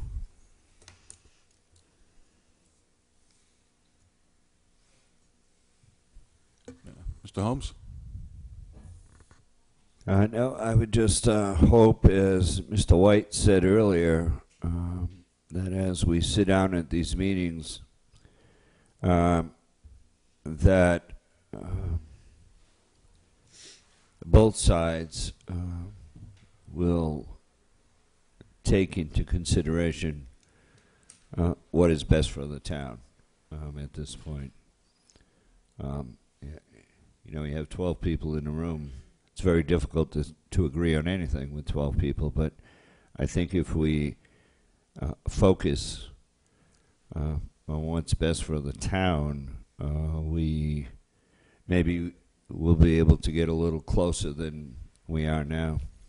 And my second question, I asked it last week, is we got a list from Mr. Sullivan detailing what would happen if the Board of Selectmen decided to support the school numbers on the town side. And we had asked that we could go Wednesday to get that same, Mrs. Vugan had mentioned it, to get the same report from the superintendent as to what would happen on the school side, detailing what would happen on the school side if we ended up supporting Mr. Sullivan's budget. And I haven't seen that second document yet. I don't know if anybody has it available. I have to admit, Mr. Selectman, I don't believe that I had requested that from Well, I'd like to see Dr. that Rabinovich, for so- tomorrow night. I'm sure that they know what the list is. Perhaps you could... You have to have the... I don't think you can even start the conversation until you know what that is. Patrick has been asking for that for 3 or 4 weeks now. You got yours done, but I haven't seen the other sides, the other departments. Perhaps you could try to get that early tomorrow and get it out by email. I will. Thank you. One more thing I'd like to say, Yes, go ahead. if I can. I think we need to go into that meeting with some idea of what we think we can all agree on right off the bat. It's easier to negotiate once you are able to come to some common ground. So I think there are some things that we should talk about, and maybe Mr. Sullivan could come up with some of those things and make some suggestions out to us about what you think that we have in common. You know what I'm talking about? Common ground. Anytime you go into a negotiation, the first thing you want to do is find the common ground, the one that you all can agree on, the common area. It gives a safety net for everybody. Everybody feels like that they are part of the process. It's the easy stuff. And that's how you can then jump off onto the harder things. Do you know what I'm saying to you? I need something, I'm looking for some area that we have some agreement in. And I know that's there. We definitely have some agreement with them in some areas, I'm sure. It's the unfortunately we haven't scheduled an executive session for some of this. If we're asking what the common ground is, I think the first thing we all agree on is that there is not enough money for the services we need to provide. Okay, so that's basic one. So that's 101. So we're all agreeing there. So see, this is a good start. So then the next step is, okay, what else can we all agree on? You know what I'm saying? Like, I think that's the approach we have to do. I think when we get in that meeting, we all have to talk about what we can all agree on first, and then maybe we can start to discuss the hard issues. You know what I'm saying? Yeah, I think. I mean, that's. Do you understand what I'm saying here? Does anybody get it? I agree with what he's saying. And that's just negotiation 101, but he can't make you a list of that. I'm not asking him for a list. You get there tomorrow night and we begin to have that conversation. That's where you find out what others agree with you on. He can't make a list of that. Well, we're not asking for a list, but there are some. He already knows. The first one right off the bat is we both agree there's no money, and that's a no-brainer. But That's there a are no-brainer. other things that we must agree upon. There's no more revenue. That's a no-brainer, right? Beyond that, I'm not sure what the procedure is. I was going to ask that question next. What are you planning to do here tomorrow night? Yeah, I think what is this process going to be? Well, I think, as I understand it,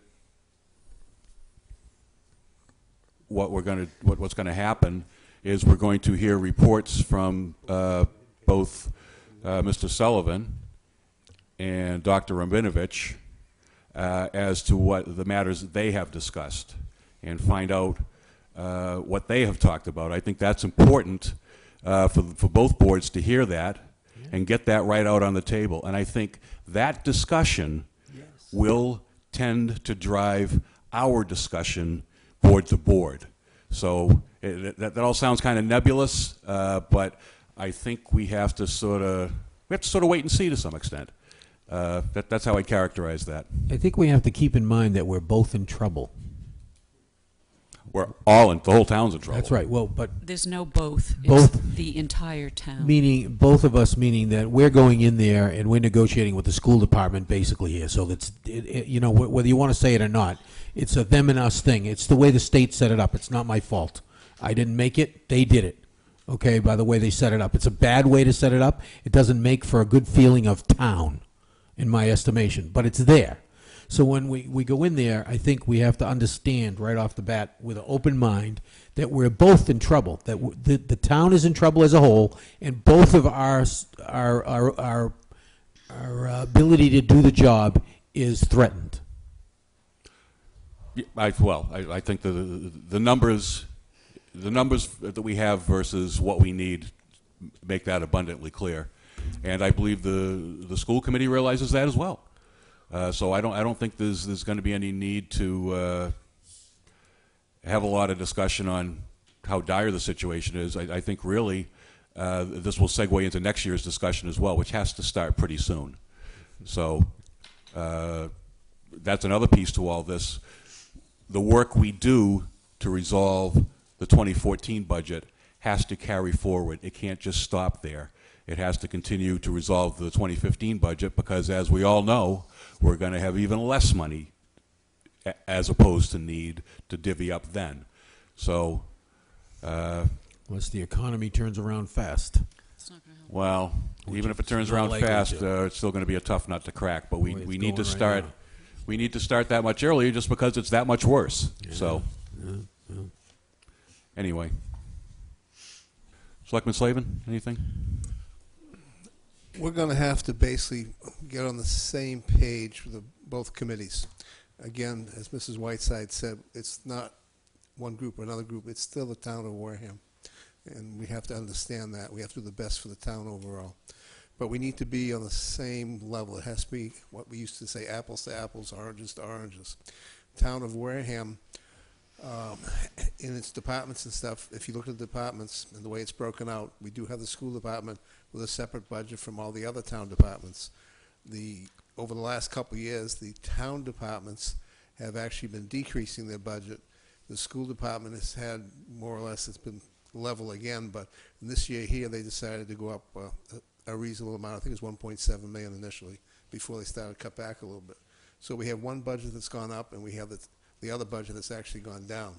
So we're not really starting off at an equal point. And I think we're going to have to find that point and then go piece by piece to come up with something that works. Because at the bottom line, at the end of the day, is you take the two numbers that are balanced total as right now, and that's the total number of dollars we have to spend. But I think there are ways that we can talk about doing things differently and coming up with a few ideas and maybe be able to work this out. I really don't want to sit there and go in and raid different funds that might be sitting there for a one-time fix, because that one-time fix comes back even with a more fairer next year. So Always. I just going into this meeting tomorrow, one of the first things I think we have to do once we get initial pieces done is to sit there and try and get everything in a comparable basis to work with. Because we actually are on two opposite ends of the spectrum right now. One is down, one is up to start with. It's pretty hard to come in the middle. Well, one of the problems, of course, is the contracts situation, and that's where they get killed every year. They had $1 million in contracts because of their requirements for the teachers and so on. So that's a problem. I mean, their costs do go up every year. Now, they can't fix that immediately. There's no way to fix it.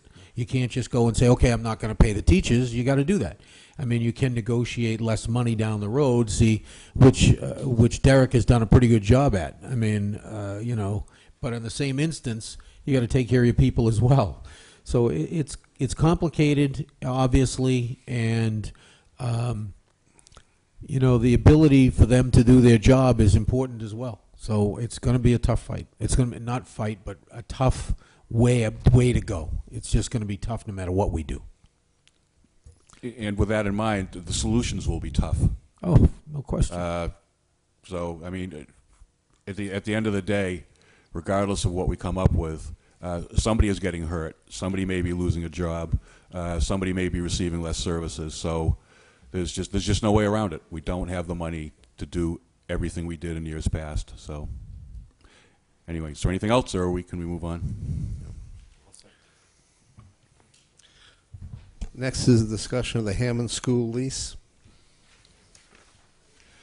Yes, this is on the agenda. Selectman Holmes last week was curious to know about this, and I think he got the whole board curious to know about this.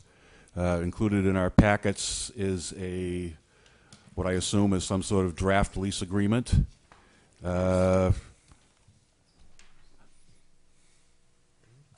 Mr. Sullivan, do you happen to know how this ended up in our packets? It's sort of without preamble or indication as to from whom it was provided. No, we had requested a copy and make sure that the board could see. Yeah. Right. Well, in any event, I'll defer to Selectman Holmes. He can start off with this. Yeah, there's the issue with the Hammond School is, and the reason I questioned all this was I happened to read in the newspaper that there was a lease agreement between the school department and the Boys and Girls Club of Wareham in regards to leasing space in this building. So I brought it up. I think last week or the week before, and there were some questions over terms of leases. The school board has no authority, as far as I know, by law, to lease this building to anybody without approval of the Board of Selectmen. I have several issues with the lease, and I'm certainly not a Boys and Girls Club hater. However, we also have a CETA board that we work with that's been working for the last year and a half on alternative uses of that building. When I reached out to Mr. Pina to find out what this was about, he had no idea. And so I didn't bring this before you to sign it because, in my mind, there is no lease until the Board of Selectmen approve it. I'd like to see... Well, it's only on the agenda for discussion anyway, Right. Selectman Holmes. And so, going down the road, I'd like to see, maybe we can put this on the agenda for further discussion when Mr. Pina is available to discuss it. I'd like to talk to the folks from the school department who are saying that it costs $991. I saw comments, it's not about the money. Well, you know what? Unfortunately, in these economic times, it is about the money. And whether it's for a good cause or not, I mean, we're talking about sending people home, and here we are wondering whether or not this even covers the expenses. We haven't had the opportunity to question anybody about this or make a decision as to whether or not we should go forward and lease that building. And so I'd like to see this come up on the agenda. I want to be clear that there is no lease. Is that correct, Mr. Chairman? I have signed with the Boys and Girls Club? Certainly not signed by this board, which is the only board authorized under our charter. And So there is no lease currently with the Hammond School or the school department and the Boys and Girls Club? No. I will correct my statement. There is no valid lease. Okay. I don't know if there's a piece of paper out there with signatures on it, but if it wasn't signed by us, it's not valid. That's all I wanted to clear up. Could that you there is no lease. ask counsel who drew it? He did drew it. I'd like to know. Yes, he did. This came up, and I'm sorry, Mr. Bone will speak to it as well. We originally had a lease with the Boys and Girls Club for the property that they leased to the town prior. The request had been to forward that lease to the school, and then they had a question about their lease, whatever they were going to put into it, as to whether that would be valid or not. So they wanted to essentially take the lease that we had with the Boys and Girls Club and tweak it for their purposes. And that's where we asked Mr. Bowen, because like we said, we are one entity, so if the school's going to do something, we want to make sure that it's proper. May I? Yes. So the lease that they have with us currently was a 99-year lease on a piece of property. Correct. Are you saying that this lease would get rid of the other lease? We would have to end that, and I think their lease in the other one was for $1 a Yeah, for year. 99 years. Yeah.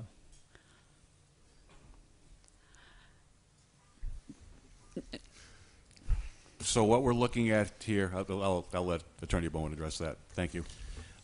Mr. Chairman, members of the board, I can only tell you what I know, but I hope that what I know will be illuminating. It's my understanding that the Boys and Girls Club lease for their current premises had expired. As a result of the expiration of that lease, the Boys and Girls Club asked if we would be willing to extend a new lease and do a procurement. Last spring, the town put out an RFP seeking proposals to lease the space that is currently occupied by the Boys and Girls Club. There was one response, and that was from the Boys and Girls Club. Attached to that RFP was a sample lease. The lease was forwarded to Ms. Sullivan before she retired, and that lease was never executed. The issue, we contacted the Boys and Girls Club several times to ask what was going on and whether the lease would be forthcoming as signed, because the authorization was all in place to take care of it. And there was no response. I'm not casting stones at anyone. I'm just identifying from our side what the procedure that happened, what happened. So fast forward, on March 28th, I received a copy of an email from the superintendent of schools to the town administrator asking for his permission to have me review a copy of a lease, which ostensibly would have been between the Boys and Girls Club and the school department for use of the Hammond School. The lease appeared in large part to be based upon the one that was attached to the RFP that the town sent out approximately a year ago. It did differ in some measures. For example, it was set up as a lease for the Hammond School. It was set up for execution by the school committee. And the document also contained numerous handwritten notations on it, which I assume, but do not know, were made by a representative of the Boys and Girls Club. The town administrator granted permission for me to take a look at this document. I reviewed it and advised, to boil it down, two basic things: that the handwritten notations not be accepted because they were not, in my opinion, legally proper for a lease of this type. And I also advised that the document had to be set up for signature by the Board of Selectmen in addition to the school committee. At that point, my review was complete. I have not seen any documents subsequent to my comments on that matter.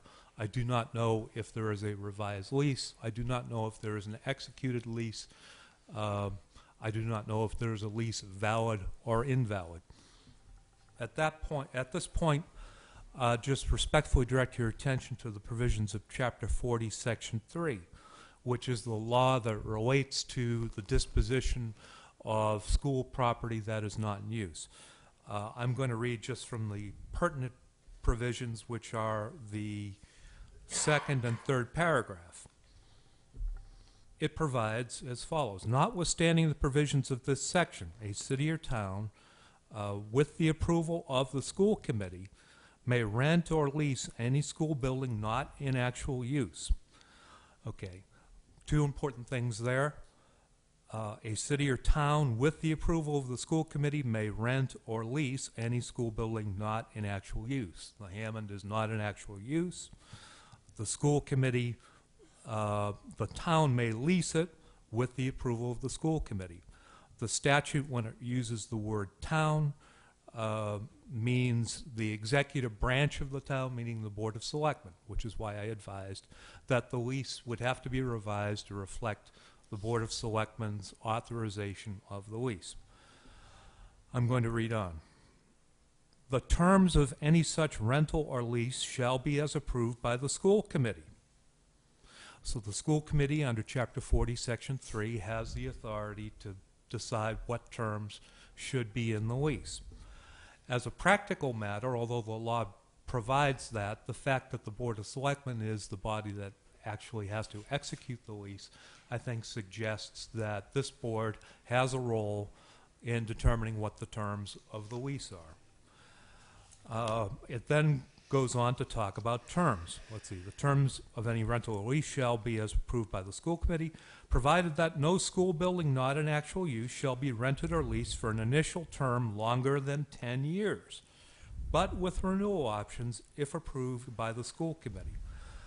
The way I read this is that the lease, again, I haven't seen any final version, may be for a period of 10 years.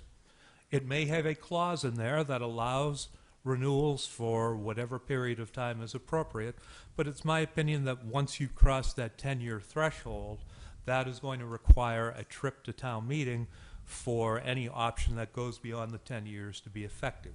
So up to 10 years, no trip to town meeting. 10 years, or day one past 10 years, you have to get town meeting approval. Again, I don't know what the term of whatever lease is out there happens to be.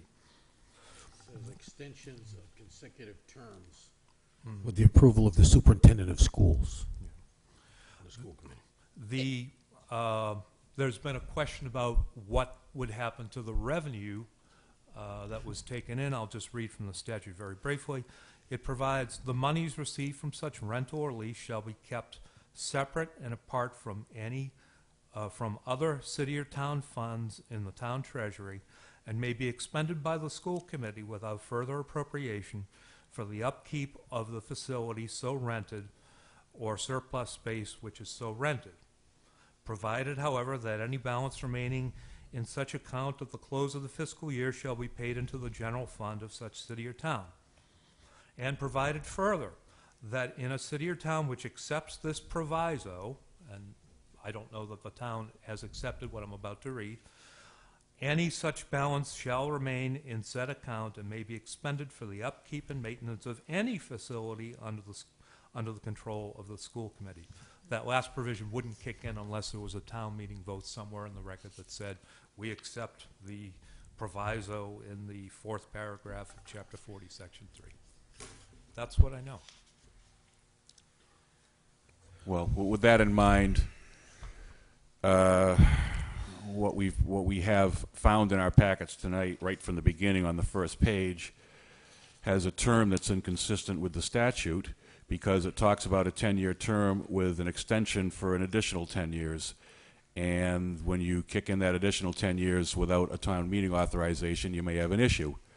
So obviously this, what we have before us is not something we're really remotely prepared to consider. It's not something we can vote on anyway tonight. We can't consider it in its present form because it's got some issues that you've just identified. And so I think to the extent that this happens, number one, the board's going to have to want to do it under our authority to execute leases of town property. It's going to have to be held in the form of a go back to the school committee. I think the Boys and Girls Club, it's being sort of presented to us as a fait accompli, and I think it's far from that at this point in time. I think it's a fair statement. Selectman Tropiano? I have a question.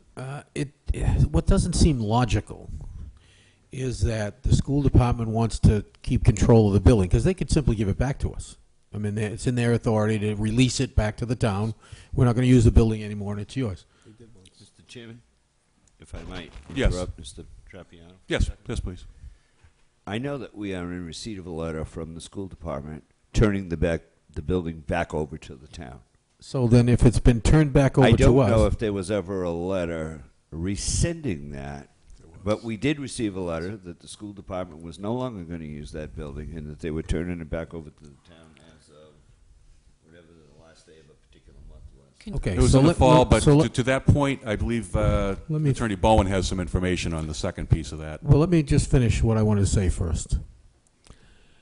Yeah, I mean, it seems to me the logical thing is that if they're not using the building, just turn it back to us, and we will then rent the building. I'd like to see these folks get to use the building, frankly.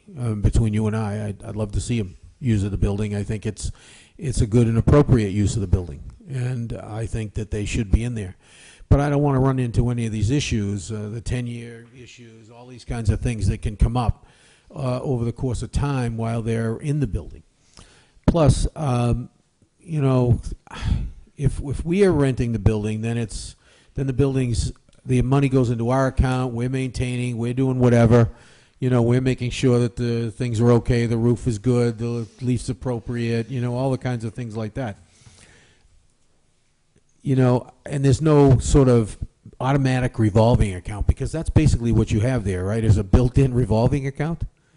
Isn't that more or less what it is? Similar. Yeah, I mean, it's sort of like having a revolving account without actually going to town meeting and getting one.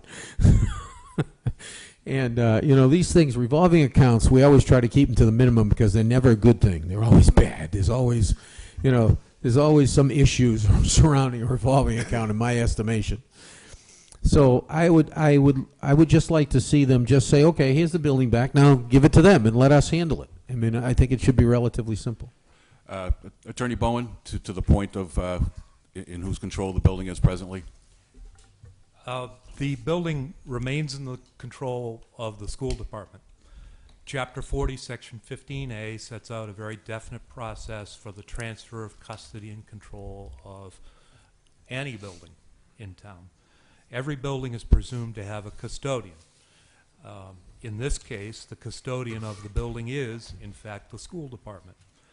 At one point, and I don't recollect the date, the school department sent a letter to Chairman Holmes indicating that they had wished to surrender the building back to the town. What Chapter 40, Section 15A says is that in order to complete the surrender of a building to another board for a different purpose, two things have to happen. One, a vote of the custodial board declaring that they no longer need it and that it's surplus to their requirements. And then secondly, town meeting by a 2/3 vote has to approve the care, custody, and control transfer from the old custodial board to the new custodial board for specified purposes. In this case, what would have happened is presumably there would have been a transfer of the building to, and I had heard different proposals, Board of Selectmen, CETA. I don't know. It didn't happen. I guess it doesn't matter. But there were different proposals as to where it might go. But the bottom line is that because under Chapter 40, Section 15A, town meeting has not transferred that control, it remains in the hands of the school committee. Now, what actions the school committee has taken with respect to whether it's keeping it or still wishes it to transfer it, I don't know. Mr. Sullivan? Mr. Chair, we received a letter from the superintendent apologizing at the end of November that they were rescinding their request to turn the building over to the town. Well, nonetheless, Well, Mr. Chairman, Yeah. again, I was just asking for some detail on this, and it's not on the agenda. We have never received notice that they're planning to lease. We've never received an offer to review a lease. So there is no lease, no legal lease. And secondly, again, it's not up to Patrick or myself whether the Boys and Girls Club deserve to work in the Hammond School or play in the Hammond School. As a town, we have to be responsible. The school department can lease. They didn't want the building. The building is in pretty tough shape if you've been through there. And now there's an economic opportunity to make a few bucks off it for an enterprise fund, revolving fund. And so you go ahead and do that, and then the town ends up repairing the building. Exactly. We don't have the money to repair the buildings we have now. So at some point, if you're ever requested, when we have that discussion, I'd like to have the school department here. I'd like to see Mr. Pena here. Mr. Pena has done a tremendous amount of work on leasing part of this building as well through CETA. And that's a commercial issue. Had the town meeting transferred the building back to the community, to the ownership of the custodialship of the Board of Selectmen. That hasn't happened. So I don't think any department in town should be out leasing the building and then, a year and a half from now coming back saying, look, we have a lease, we have a tenant, we need a new roof, and you got to pay for it because it's not going to come out of the school budget. well, It's going to come out of the town side. well, these are all issues that need to be hashed out Right. ahead of time. And, so and to that's that end, all I was asking for is some kind of a, because what we're reading in the paper is that this is a done deal and we're moving to the east side. And I know I never voted to sign anything like this. And so before people start moving and packing up and storing their stuff in the Hammond School, somebody needs to come before this board and get one of these documents signed. That's the law. Thank you. And that's all I wanted tonight was just to find out what was going on and where we were with this. well, I think we've made some good progress with that. Thank you. Thank you. Selectman Whiteside? I have a question and a suggestion. The question is, that the current tenant of the old municipal maintenance garage is the Boys and Girls Club, and they therefore must be a tenant at will if there's no lease. And the second is, could we please have a packet of information that gives copies of all the letters that were received and letters rescinding and all this other stuff so that we know what we're talking about for next week? Please. Can you answer the first? The first question is, I have to admit, I'm a bit chagrined. I understood that lease to have been executed for the Boys and Girls Club. We had sent it not for the Hammond School, but for the garage. I know we'd put an RFP out. There was only one that responded and one that. With your permission, Mr. Chairman, that procurement process took place before Mr. Sullivan assumed the interim and, of course, now permanent position. That was done by myself and Mr. Foster, just to put it in the proper time frame. And the lease that went out with the RFP never came back in an executed form. So they are, in fact, a tenant at will. I would assume so. Yeah, they're a holdover, so. Yes. We talked about this about a year ago, actually, because you're quoting pieces that we talked about the school committee in town, because Mr. Pina was looking to do some things there.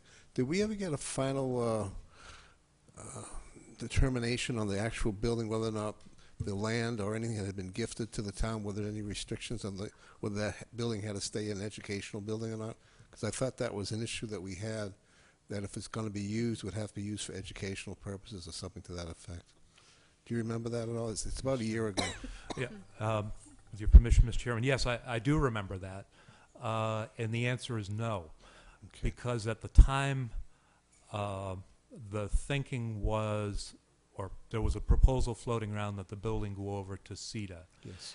And I think you or I don't remember who, had identified that we would have to go back and take a look and possibly even file what's known as a C-Pre petition with the Attorney General to remove any outstanding gift conditions that might have been out there.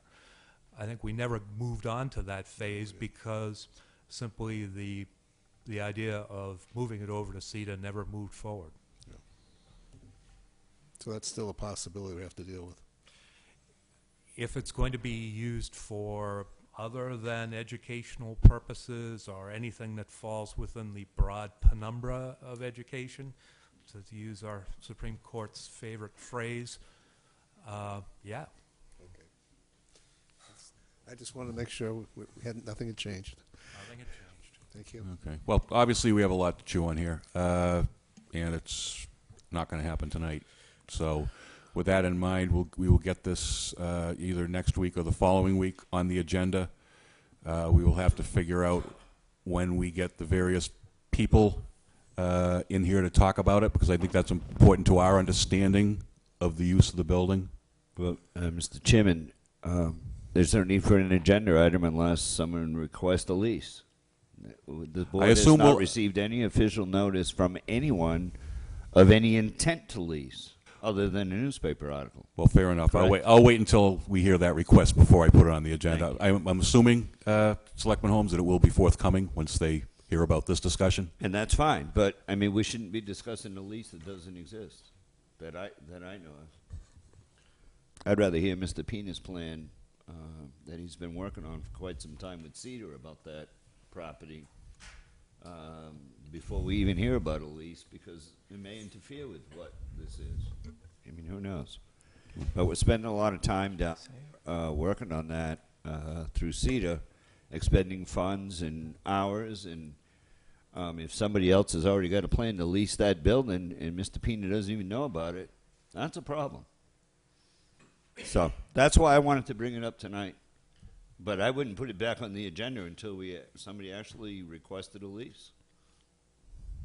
Fair enough. Selectman Slavin? Can I ask if Mr. Flaherty, who's a school committee member, even though it will come up for a minute, I just have a question for him. It's just a simple thing. My question strictly has to do with the property. For the purposes of information only. Information only. I just, Do what I can. is the school department moving another piece back into the Hammond School as well? I'm sorry, repeat Is it the again. school department moving one of the East Wareham, whatever it is, into that building also? There's one of the places you had to move because of Well, construction of a building. yeah, the idea, from my recollection, I just need to know, is there something else going in there besides? the short answer I think is no. That there wasn't intent to do that, but now no. Thank you. Thank you.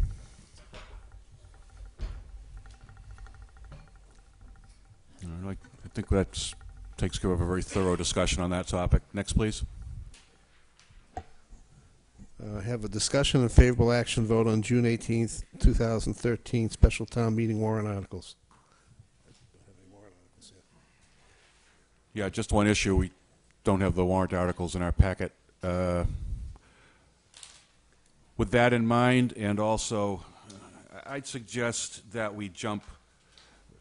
First, why don't we let Mr. Sullivan talk generally about why he is asking the board to hold a special town meeting in June. I think it would be best to proceed from the beginning.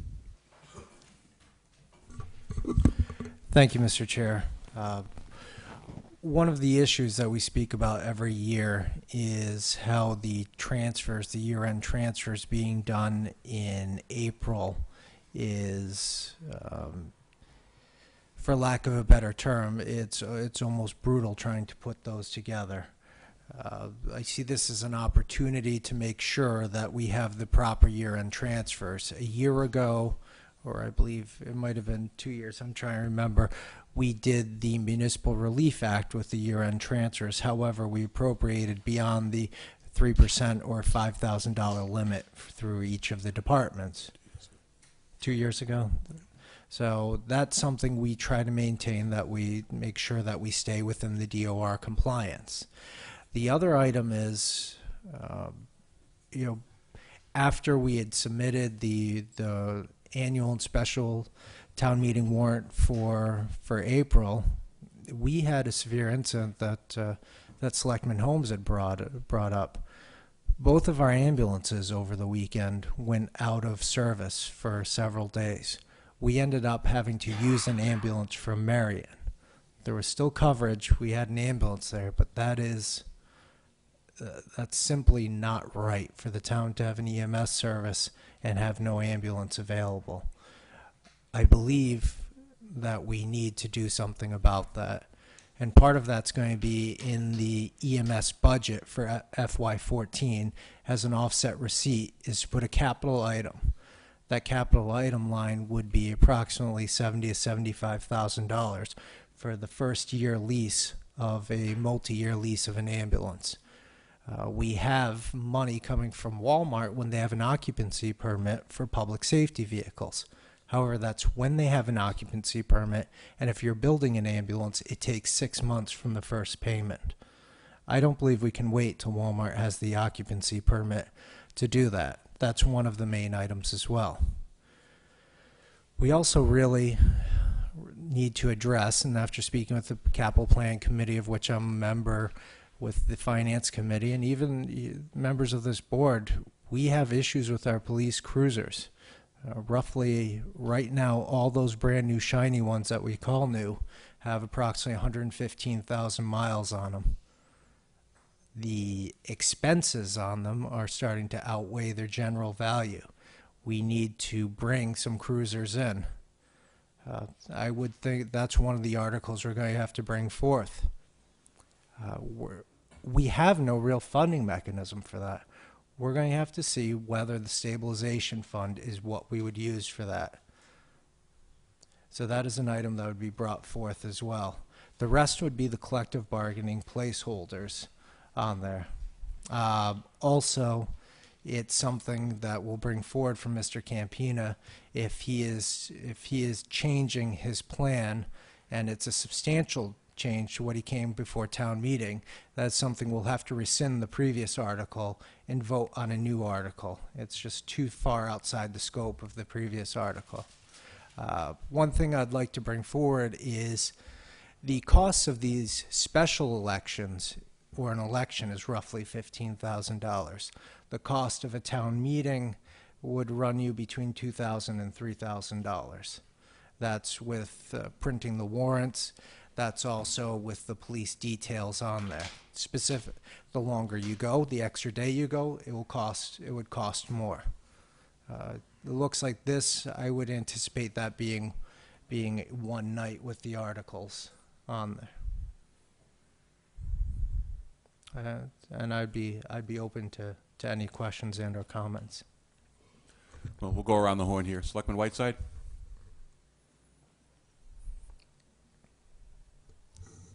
I think it's a good idea to have the meeting as you've suggested and to have those placeholder articles. We already had on the agenda discussion of ambulance service, and I guess that comes under what you're suggesting we may or may not do, and some of the budget issues that have come up in this document. So I don't see that we have a choice. In fact, I think it's fiscally responsible to actually have a special. Selectman Tropiano? I would like to see, as we did once upon a time, that the police cars get rolled into the budget. And if the budget has to be cut, so be it. But the police cars should be rolled into the budget. You can't run a police department without police cars. It's not like having a truck and, you know, you're going to do some repairs and go out and do whatever it is. This is a unique situation, is that without police cars, you can't run a police department. They can't run to the crimes. So when I was on the FinCom, we rolled it into the budget. It stayed in the budget for a long time. When they went looking for money, they cut it out of the budget. It shouldn't be that way. It's got to go back in the budget. It's a definite cost to do the business. And if you happen to cut the budget later on, that isn't the line item to cut. And the other thing is we got to be more careful about these cars, as I understand it, have been a disaster for repairs in general. You know, we had like, you know, 1/10 of the issues with the Fords we used to have that we're having with these cars. I mean, they're in the shop constantly, and I know I've heard the words, and this isn't good either. So we have to be careful what we buy, how we buy it, and we've got to roll this into the budget at some point. And I hope you'll think about doing that, Derek. Thank you. Selectman Holmes? Selectman Slavin? The way our charter is written, unfortunately, the motor vehicles new are all capital items and have to be broke out separately because they have to get passed by town meeting. So if you want to put it into the budget, I'm not sure how we actually get it through and not have it broken out. It was like that for years. I know, but and it's very simple to do. It can be done very easily, and we just got to do it. I understand. I'm just telling you, the way it says is that any new vehicle, because we've had that fight before, is a capital item. It can be easily handled. Yeah, it's just a bookkeeping way Exactly. of doing. We can do it, but it's It's just a bookkeeping Yeah, issue. If you keep it over here, you keep it over there. That's not the point. The I think point is with that the it's figured into the budget. revamped financial department, that it will become something that we will be able to do. I think the reason they pulled it out separate is because they lost control of how vehicles were being purchased. Well, Who's they? Different departments. Oh. It's not on the agenda, but it's okay. But that was one of the issues. With Well, things this getting is a discussion for another day, I think. I can tell you how to do it easily Well, and not violate send the charter. me an agenda request. And not violate the charter. There you go. Well, with that in mind, I've got to confess, I learned a little more about the process of setting a special town meeting after I prepared the agenda. All we have to do tonight is read the notice of intent to hold the meeting. The articles can come to us next week. Why don't you read the timeline, Mr. Slavin, that is associated with this process? You want the notice first or the timeline? The timeline, just so people understand how it's going to go forward, how petition articles are to be presented and when. Process for calling a special town meeting June 18th, 2013, 7:30 p.m. within annual town meeting. Tuesday, April 30th, 2013, Board of Selectmen should establish all dates for completion of a warrant for the special town meeting. Wednesday, May 1st, 2013, last day to post in at least one public place in each precinct. Notice of intention of Board of Selectmen to call a special town meeting for June 18th, 2013. Thursday, May 2nd, publication in a local newspaper of notice of intent to call a special town meeting. Friday, May 10th, last day to submit articles to be inserted in the warrant. Tuesday, May 14th, Board of Selectmen should officially close the warrant. Friday, May 17th, last day to post in each precinct and deliver a copy of the warrant to the town moderator and to the chairman of each committee established by Section 2-5. It has to be within 3 days of the closing of the warrant also. Tuesday, June 4th, last day to publish the entire warrant in a local newspaper, not less than 14 days before town meeting. And Tuesday, June 18th, commencement of special annual town meeting. So that's the timeline. Next up, would you read the notice of intent? Notice of June 18th, 2013, special town meeting, Commonwealth of Massachusetts, Plymouth County, to either of the constables of the town of Wareham, in the name of the Commonwealth of Massachusetts, and in accordance with the provisions of Division 1, Article 1, Section 3 of the bylaws of the town of Wareham, amended, you are hereby directed to notify and warn the legal voters of the town of Wareham that a special town meeting has been called by the Board of Selectmen and held at 7:30 p.m. on Tuesday, June 18th, 2013, at which time the business of the town meeting shall be transacted. The last day for submission of articles to be inserted in the warrant is Friday, May 10th, 2013. The warrant for this meeting will close on Tuesday, May 15th, 2013. And you are hereby directed to serve this notice by posting attested copies thereof in at least one public place in each precinct within the town on or before May 1st, 2013. Hereof fail not, and make due return of this posting with your doings thereon to the clerk, town clerk, given under our hands at Wareham this 30th day of April in the year of 2013. And then it lists out the 5 selectmen. That's it.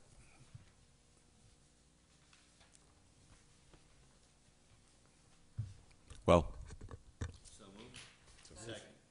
thank you. Anything further on the question? All in favor? Aye. Aye. Opposed? Abstained?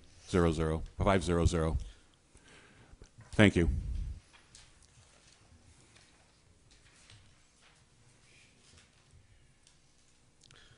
Next item is affirmation vote of the town accountant appointment.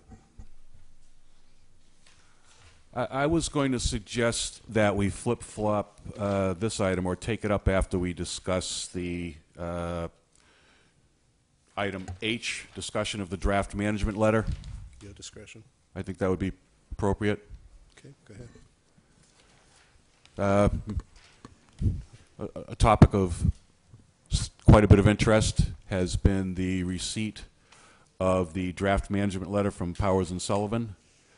And at this point, I would like Mr. Sullivan to discuss the letter, to tell us what it means, what it suggests to do, how it compares to past years, and what we need to go forward to rectify some of the deficiencies identified in the letter. Thank you, Mr. Chair. This is the draft management letter, so it allows for the input of the Board of Selectmen. Then we will go back to the auditors, and we will get the finalized management letter, which is typically that is the document that's released to the general public. Inside this, I would request that you take the last 2 audits as well. The FY10 audit, the FY11 audit has samples going towards the FY12. The FY12, we've already spoken about the health trust issues that have been involved in there. This for FY14, we're budgeting at 100% of what GBS, Group Benefit Strategies, recommends. We have the dental budgeted in there, so I believe that's one of the items that will definitely be rectified as to what portion we're putting in there. Going forward on many of these items, I think it's going to be, I would request that the Board of Selectmen, I sent this electronically, and I don't know if they've included a hard copy packet, but there was also one sent with the memo on March 26th that was handed out to the board. I'd really request that the board take the time this week to review this, review the FY10, FY11, and hear from the board. This is actually for the Board of Selectmen, the draft management letter and the management letter as well. We've had our responses from my departments that I've sent out. I believe that that's when I'd speak about what changes have been made, what I believe will not be on there as a material weakness or a finding. Do I believe that everything is 100% resolved? No, I do not. That's not going to happen. I want to remind everybody this is the fiscal 12 audit that we've received in March, so you're already 3/4 through the fiscal 13. But with this, the Board of Selectmen and the Audit Committee as well, we now have additional people looking on this and making sure that we are implementing what we say we are. I'm not just going to give a document out to the board and say, this is what we've done. There needs to be backup to that, which I think we're going to be held wholly accountable for. Just briefly to that point, I would also say the FinCom has a stake in seeing this letter as well, which brings to mind the notion that I think in guidance for future boards here, perhaps it would be wise to come up with a policy for the handling of this letter. There's been all kinds of rumors about the letter somehow being kept from public view, electoral politics, and a whole bunch of other, frankly, nonsense. But if we don't have a specific policy that says we received the letter, the Board of Selectmen will have X amount of time to review it, they will have X amount of time to disseminate it to other parties for comment, a vote on any changes to the letter, and to approve acceptance of the letter in a final form. These are all processes that need to be spelled out in the future, just so that people understand what the process is, what the letter means, and so we can put the scuttlebutt to rest. So I think it's important that we think about that for next year. For this year, as I understand it, typically this letter arrives quite a bit earlier in the fiscal year. Could you speak to that as well, Mr. Sullivan? Yeah, typically you'd receive it around the December time. That's when we received our basic financials that were the bound document that I believe has been on the website for a while and it's been handed out to everybody. The management letter goes over, again, the weaknesses, what they feel the town and the departments have or have not been doing. We did not, as we all know that sat here, and I know we've got 2 new members, we worked hard, and Powers and Sullivan dropped a lot of things to make sure that this town set its tax rate before the December 31st deadline. So they worked hard with us. The management letter coming a little bit later in the year, we can't really, I don't think we can complain too much about what their service was provided to us because they went above and beyond. I do not believe we will have this in the March time again in the future. It should be part of our December, so that we're also, when we're considering our budgets around this time, we have more of the input on the management letter. Thank you. Comments from the board? My hope is that we have regularly prepared and available financial statements on the town's position within a reasonable time with our new appointee. It is absolutely beyond my comprehension as a banker for 23 years that you would have an audit letter that says some of the things that it does. Without discussing the letter, I can say that the worst thing an auditor can tell you is, as noted in previous year comments, And there was more than one of those. My personal belief is that many of the issues will disappear with the reorganization of the financial side of doing business in this town, as per your article, Mr. Sullivan. I think that with current financial information, people will be able to make decisions. It's impossible to make decisions if the stuff that you have is 3 months old. It's nuts. So I'm not at all critical of Powers and Sullivan. I'm critical of they bailed us out by getting us to set the tax rate, and we have to take the hit for the things that were and were not going right. And I think that as a board, it is incumbent upon us to have a regular, maybe review way once a month or once every 2 weeks and saying, item number X has been taken care of by the following process. And we don't expect to see that comment again, or that we've been able to mitigate the comment that has been issued. So I would request, Mr. Chairman, that be a regular agenda item, and that the feet get held to the fire until there's nothing left to burn off. Well, thank you. Yes, and I think the process which you describe certainly has to be applied to this letter when next we discuss it. And that will be a comprehensive discussion that's going to take quite a bit of time. Yes. Because I'd like to know, as I'm sure everybody here would like to know, where we stand right now, today, on these issues. What's been fixed? What can we expect not to see next year? And I think those are important questions to have answered for us and also everybody out there. Selectman Tropiano? I don't have a lot to say. Ms. Whiteside sort of said it all. The most important thing is that anytime you see a letter like that, you just, if you see the same thing 2 years in a row, you should fire somebody. Okay, it just shouldn't happen.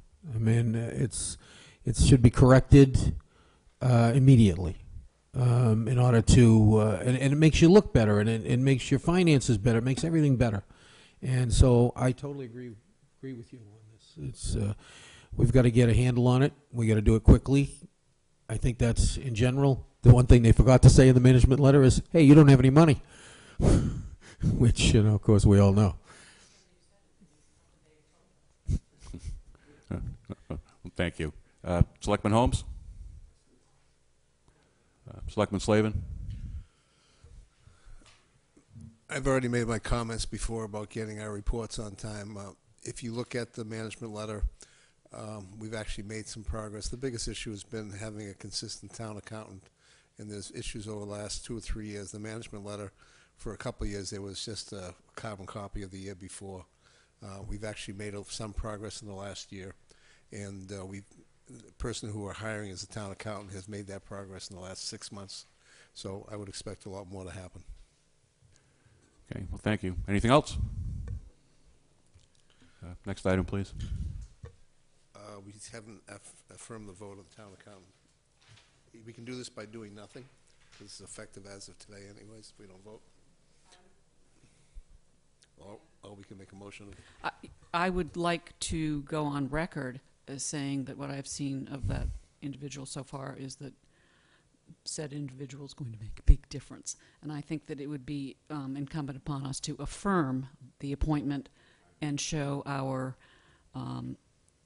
belief that the individual can do the job and can do the job well. Absolutely. Why don't you make the motion? I just Please did. do. Yep. Anything further on the question? All in favor? Aye. Opposed? Abstained? 5-0-0. Next item on the agenda is House Bill 1115, Yay. which has been filed by Representative Giffen. Yay. Yes, it is a yay. Yay. Again, it comes around finally. Well, Last time I was here, it was around. The reason this is on the agenda, not that we can enact this. This is a House bill, and it's up to the legislature to put this into effect.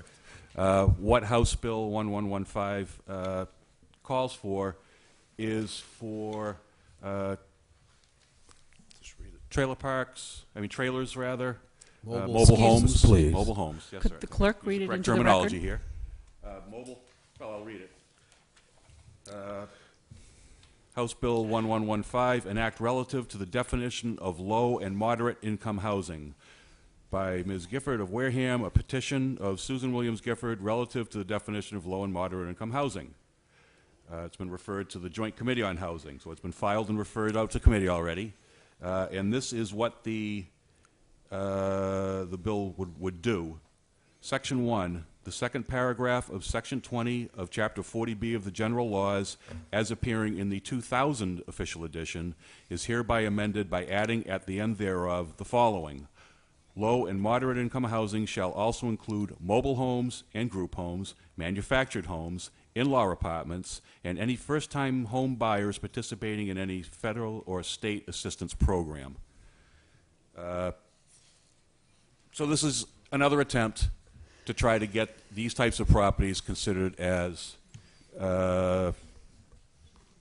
affordable housing and counted in our affordable housing stock, and thus counting towards our 10% cap so that we can get out from under 40B. So it's on the agenda because I think we, as a body, the selectmen need to support this. We need to support it by way of correspondence to our neighbors, other legislators, etc. Selectman Holmes? Mr. Chairman, I'd make a motion that the Board of Selectmen send a letter of support to our local delegation, Second. as well as the Senate and House President. May I ask a question relative to the motion? Yes. Yeah. I think that, Mr. Teitelbaum, you had previously said that we might also send copies of our support letters to other communities, as you had received, as we have received letters of informative stuff from other communities. You know what I'm trying to get at. So I would ask that your motion include that we would send to other communities the fact that we are supporting this. Perhaps the motion would be to all relevant officials, and then that would give a pretty wide. Done. Thank you. Okay. Anything else to be said on this? Selectman Tropiano, I see you sort of ruminating over there. Well, I just feel like I'm back. I came back. You know what I mean? Like the last time I was on the board, this is what we did back then. So it's like it's coming full circle, you know? So it's kind of neat. I think it's a great thing to do. Well, Just for a quick point, we've had a discussion with Senator Pacheco a couple weeks back when they had a breakfast or a lunch, and Senator Pacheco basically would be willing to work on it. We probably need to go back up and speak to him some more. I think actually he's showing up as a sponsor on it, depending on which computer screen you draw it up on. Well, it says Senate concurs, so that means, Right, but okay. it's been filed by Yeah. Susan Williams Gifford, so it's a House bill, not a Senate filed bill. But there are communities. We did this about 5 years ago. I think Chris Riley was the CETA director at the time, and we started to reach out to other communities that had the same issue. And I think it was 5 or 6. The idea was to get as many communities as possible to put something together and to go before. I believe Shrewsbury tried something just recently as well. So we need to kind of look and find people. well, there are 351 cities and towns in Massachusetts, and I can see 351 letters going out, to be honest with you. It's that important of an issue for this town. It's worth the postage. And other towns. 1,800 mobile homes.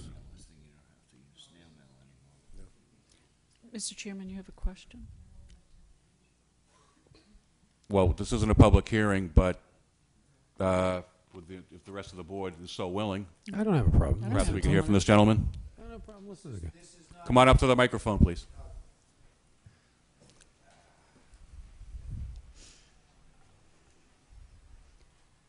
Something we don't normally do, but why not? Dave Walden, District 3. This is merely a statement. This particular issue came up, as Mr. Slavin said, a few years ago. It passed in the House with one dissenting vote, overwhelmingly passed, and it was never brought up in the Senate. So I'm begging you people that if you're going to spend some letters and spend some time talking, please do it, because I think it's very important for the town, very important, but we've got to push, otherwise it won't happen. Thank you. Understood. Thank you.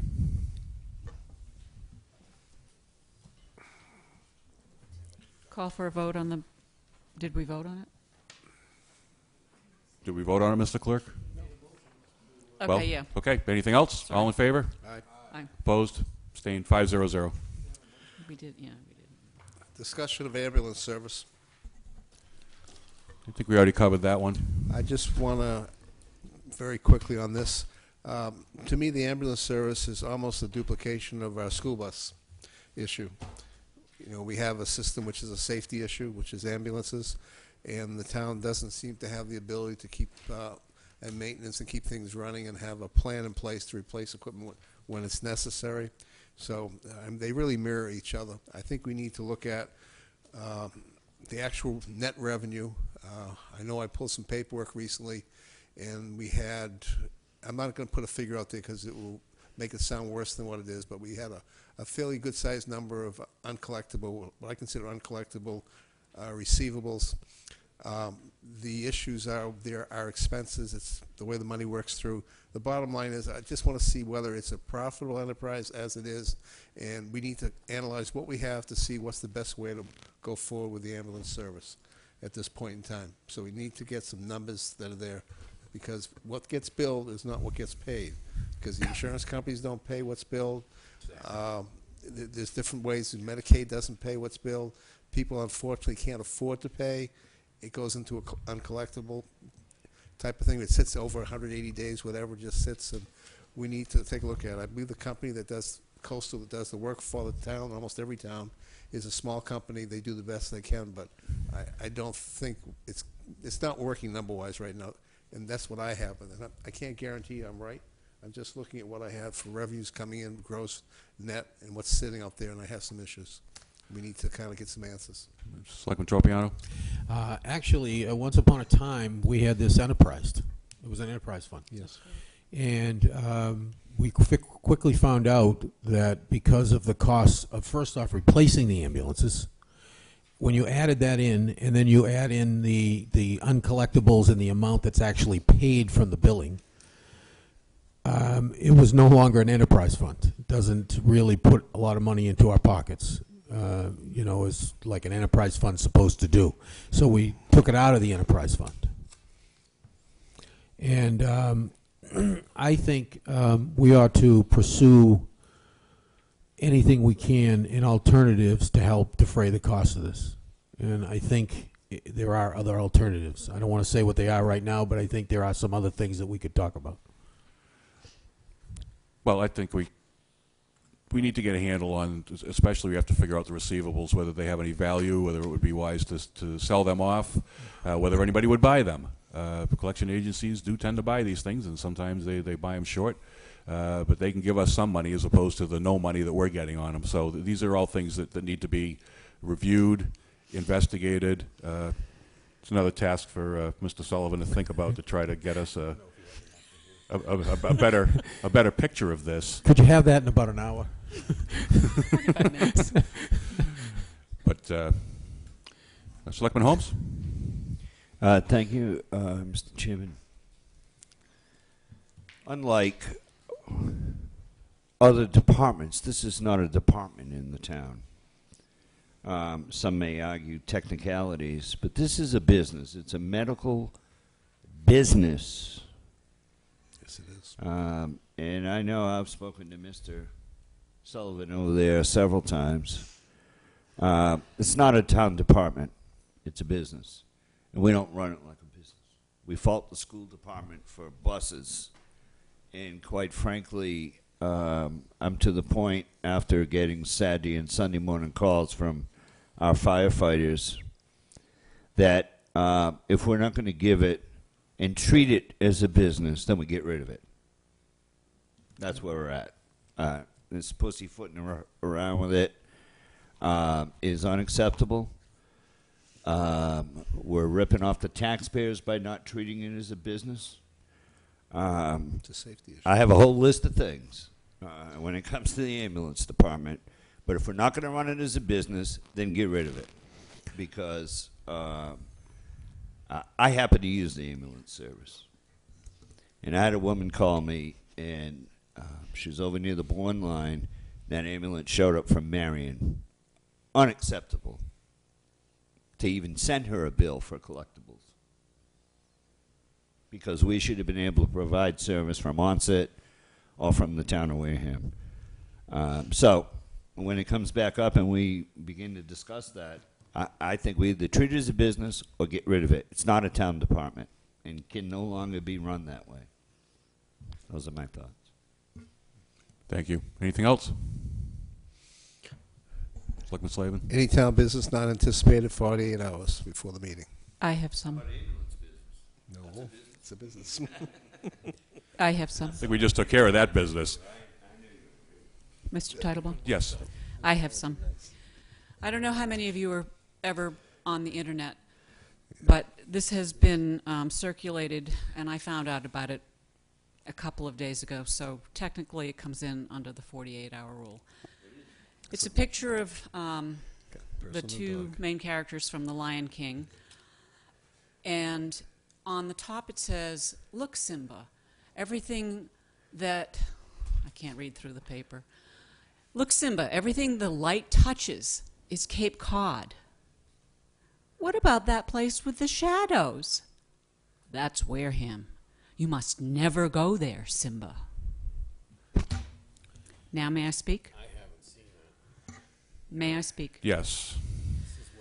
During the past several days, I've had the opportunity to review the budget hearings held by the Finance Committee, pass it down, in January of this year via the magic of my computer and some DVDs. The recordings themselves last 9 hours, so you can imagine that I would listen to a couple of presentations and then get up and walk around and eat some ice cream and let the information I had gleaned settle into my mind. I want to thank WCTV for filming the presentations so that I was able to jump into the speeding train, even though there was no planned stop. And believe me when I say the train is speeding. Mr. Sullivan, I want to again thank you for being an individual who clearly has the ability to work with his department heads as well as elected officials. I was impressed with the rapport that was evident through the grueling hours of presentation. If I was going nuts watching the DVD, you must have been in agony. I congratulate the Finance Committee who asked pertinent and precise questions of the department heads. I want to note that they too, the Finance Committee, were most complimentary not only of you, Mr. Sullivan, but the department heads who were well prepared to answer questions, who were honest in what they saw as their department's strengths and weaknesses, and who appear to want to do the best by the town of Wareham.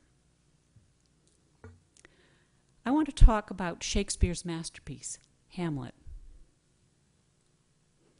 It's a study of greed, jealousy, regicide, murder of a king, power, and friendships. It's a story of what happens when the bad guy murders his brother to get the kingdom, his power, and his queen. I hope your English teachers told you that Walt Disney's The Lion King is in fact a remake of Hamlet. Think of it. Scar murders his own brother, Mufasa, and terrorizes his nephew Simba into thinking that it was his fault. He has henchmen, 3 hyenas, who make a lot of noise but accomplish nothing. Well, Simba had some great friends, and they helped him get back his kingdom. Sure, Simba's friends were Zazu, a bird, Timon, a meerkat, and Pumbaa, a warthog. But they were his friends, and they wanted to right the wrong that had been done to Simba with the loss of his kingdom. Whiteside's lost her marbles and's talking about a movie. No, that's not true. This picture and its caption are floating around the internet, and I've read it to you. It's time that we take back this town. Let's join hands and work together to get the town back on an even financial keel. A rising tide lifts all boats. A running tide leaves lots of watercraft in the mud. It is time, ladies and gentlemen, to look at the positive things in this town, to build on our strengths and to consolidate, cooperate, and rebuild. It's not going to happen overnight. Simba had to grow up before he got his kingdom back.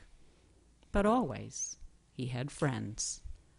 And as Mr. Rogers said, when I was a boy and I would see scary things in the news, my mother would say to me, "Look for the helpers. You will always find people who are helping." Can we all work for the common good? Can we forget about why something isn't working right? Is the blame game useful or just plain downright destructive? I urge all citizens of Wareham to join together in whatever way you can to make this the destination, not the land in the shadows. Let's change this image. Hakuna Matata. Thank you, Mrs. Whiteside. Town Administrator's report. Sorry. Let me do a piece. Do you have anything more? It's a little difficult to follow that, but Yeah. Jump right in. the water's fine. there's Right? Have you finished? there's the one thing I'd like to bring forward is that we brought it up at the last Tuesday's meeting, but that the PEC had voted to accept the changes. I have copies of the memorandum of agreement that I'm going to send to the board and ask that at the next meeting we go over and sign it. It's everything we've talked about, the split changes. One of the big things in year one, we're saving over $400,000, which would be fiscal 14, and that amount goes up because the first year splits are changing from 75-25 to 70-30, and then the next 5 years, 67.5 and 32.5. Altogether, if there were a 6% increase in our health care costs, the estimated savings is approximately $4 million over that. I would like to really, when you were speaking about friends, is applaud the employees for working with us to get this done and understanding that the town is in tough shape and we need to make such moves to continue moving on. So, Speaker. Well, thank you for that. Next up. Do we have any reports from any of the committees? Any members? Yes. Yes. Go ahead. On this Saturday, the Superintendent Search Committee is going to be interviewing applicants virtually for the entire afternoon. So I guess I'm going to be spending more time with you, Mr. Sullivan. And the recommendations that we make will be forwarded to the school committee for their review. Mr. Tropiano? Mr. Holmes? I have just one combination. The Wareham Historical Commission and the Wareham Historical District Commission met last week on the 25th to discuss the Greer Lumberyard for a demolition request. Unfortunately, the Historic District Commission did not have a quorum, so this will be coming up for discussion probably the next week or so. It has to do with the tearing down of one of the buildings ready to fall down at Greer Lumber. Tomorrow, Mr. Poole, who's representing Mr. Baker on the property, will be filling out a formal request to the Historic District Commission to take care of that one piece of paper that's not filed. So hopefully we'll have some more information on the potential development where the Nantucket Lightship is in the next few weeks. That's all I have. I just have one quick item. Last Thursday, Mr. Sullivan, Selectman Whiteside, and I attended a presentation on the Cape Cod Flyer that was put on jointly by the Mass Coastal Railway, the MBTA. Very interesting, informative, not exactly what I would call timely, given that they're going to start service on May 24th. The Rochester Town Administrator articulated, I think, the same concerns we have very well, which are you're telling us about this and asking us to get our public safety people trained up in time to respond to some kind of accident on the railway line, but you're not giving us any money to do so, and you're doing it at the end of our fiscal year when we're all strapped. This is a difficult issue. We have to figure out a way to deal with the possibility of accidents on that line, and the accidents might not involve just rail customers. They might involve our citizens at crossings. They might involve people being hit on tracks. Speed is a concern. The tracks are being upgraded to accept trains that can go up to 59 miles an hour. I spoke with the safety director for, I believe it was Mass Coastal, and was told that the thought was that they were going to put a slowdown order in effect along Merchant's Way through the Narrows, which I think is a critical area for them to not go 59 miles an hour. But then I read in the paper that one of the MBTA people said, well, we're thinking of leaving it in the engineer's discretion. So there's going to have to be some back and forth with them on that. We have a responsibility, regardless of whether we control the railroad or not, or we control the tracks or not. We have a responsibility to the citizens of this town to ensure that the train operates safely within our borders. So I think there needs to be some more information from them. It may well occur as another agenda item, but I wanted to make that report in terms of what we heard. And Selectman Whiteside, do you have something to add? I thought that you had invited some of them for next week, actually. Well, yeah, we are going to do that. And the other piece is neither, as I understand it, of our fire districts were invited to this. And obviously, in any rescue operation, they would typically be the first ones in to drag people out of derailed cars. So I think... Actually, one fire district was informed about it the day before, which was the same time that we got the information. The other one, unfortunately, inadvertently was left off. But they were not contacted by the people who are going to be running the rail. Well, again, that speaks to, I think, a bit of the rushed nature of all this. I frankly would have liked to have learned 4 months ago that they were hoping that we would train up police officers and firefighters to be able to respond to these things. So anyway, next week. The issue here also is this is an MBTA, Mass DOT, Mass Coastal, which is basically leasing equipment, really isn't running the project. So therefore, unfortunately, they're out of the mix. It's really the other two groups that have to come before everybody, and they miss contacting people, which is really a shame. And the Department of Transportation, one of those guys was. That's why I said Mass DOT. He was a Fed. Yeah. Yeah. Actually, he was Federal Railroad Administration. Right. He was their safety person for New England. But right. In any event, we've got to coordinate this. Yeah. This is upon us very quickly. So, anything else? Take a motion to adjourn. Thank you, everybody. All in favor? Have a nice night. Aye. Opposed? 5-0-0.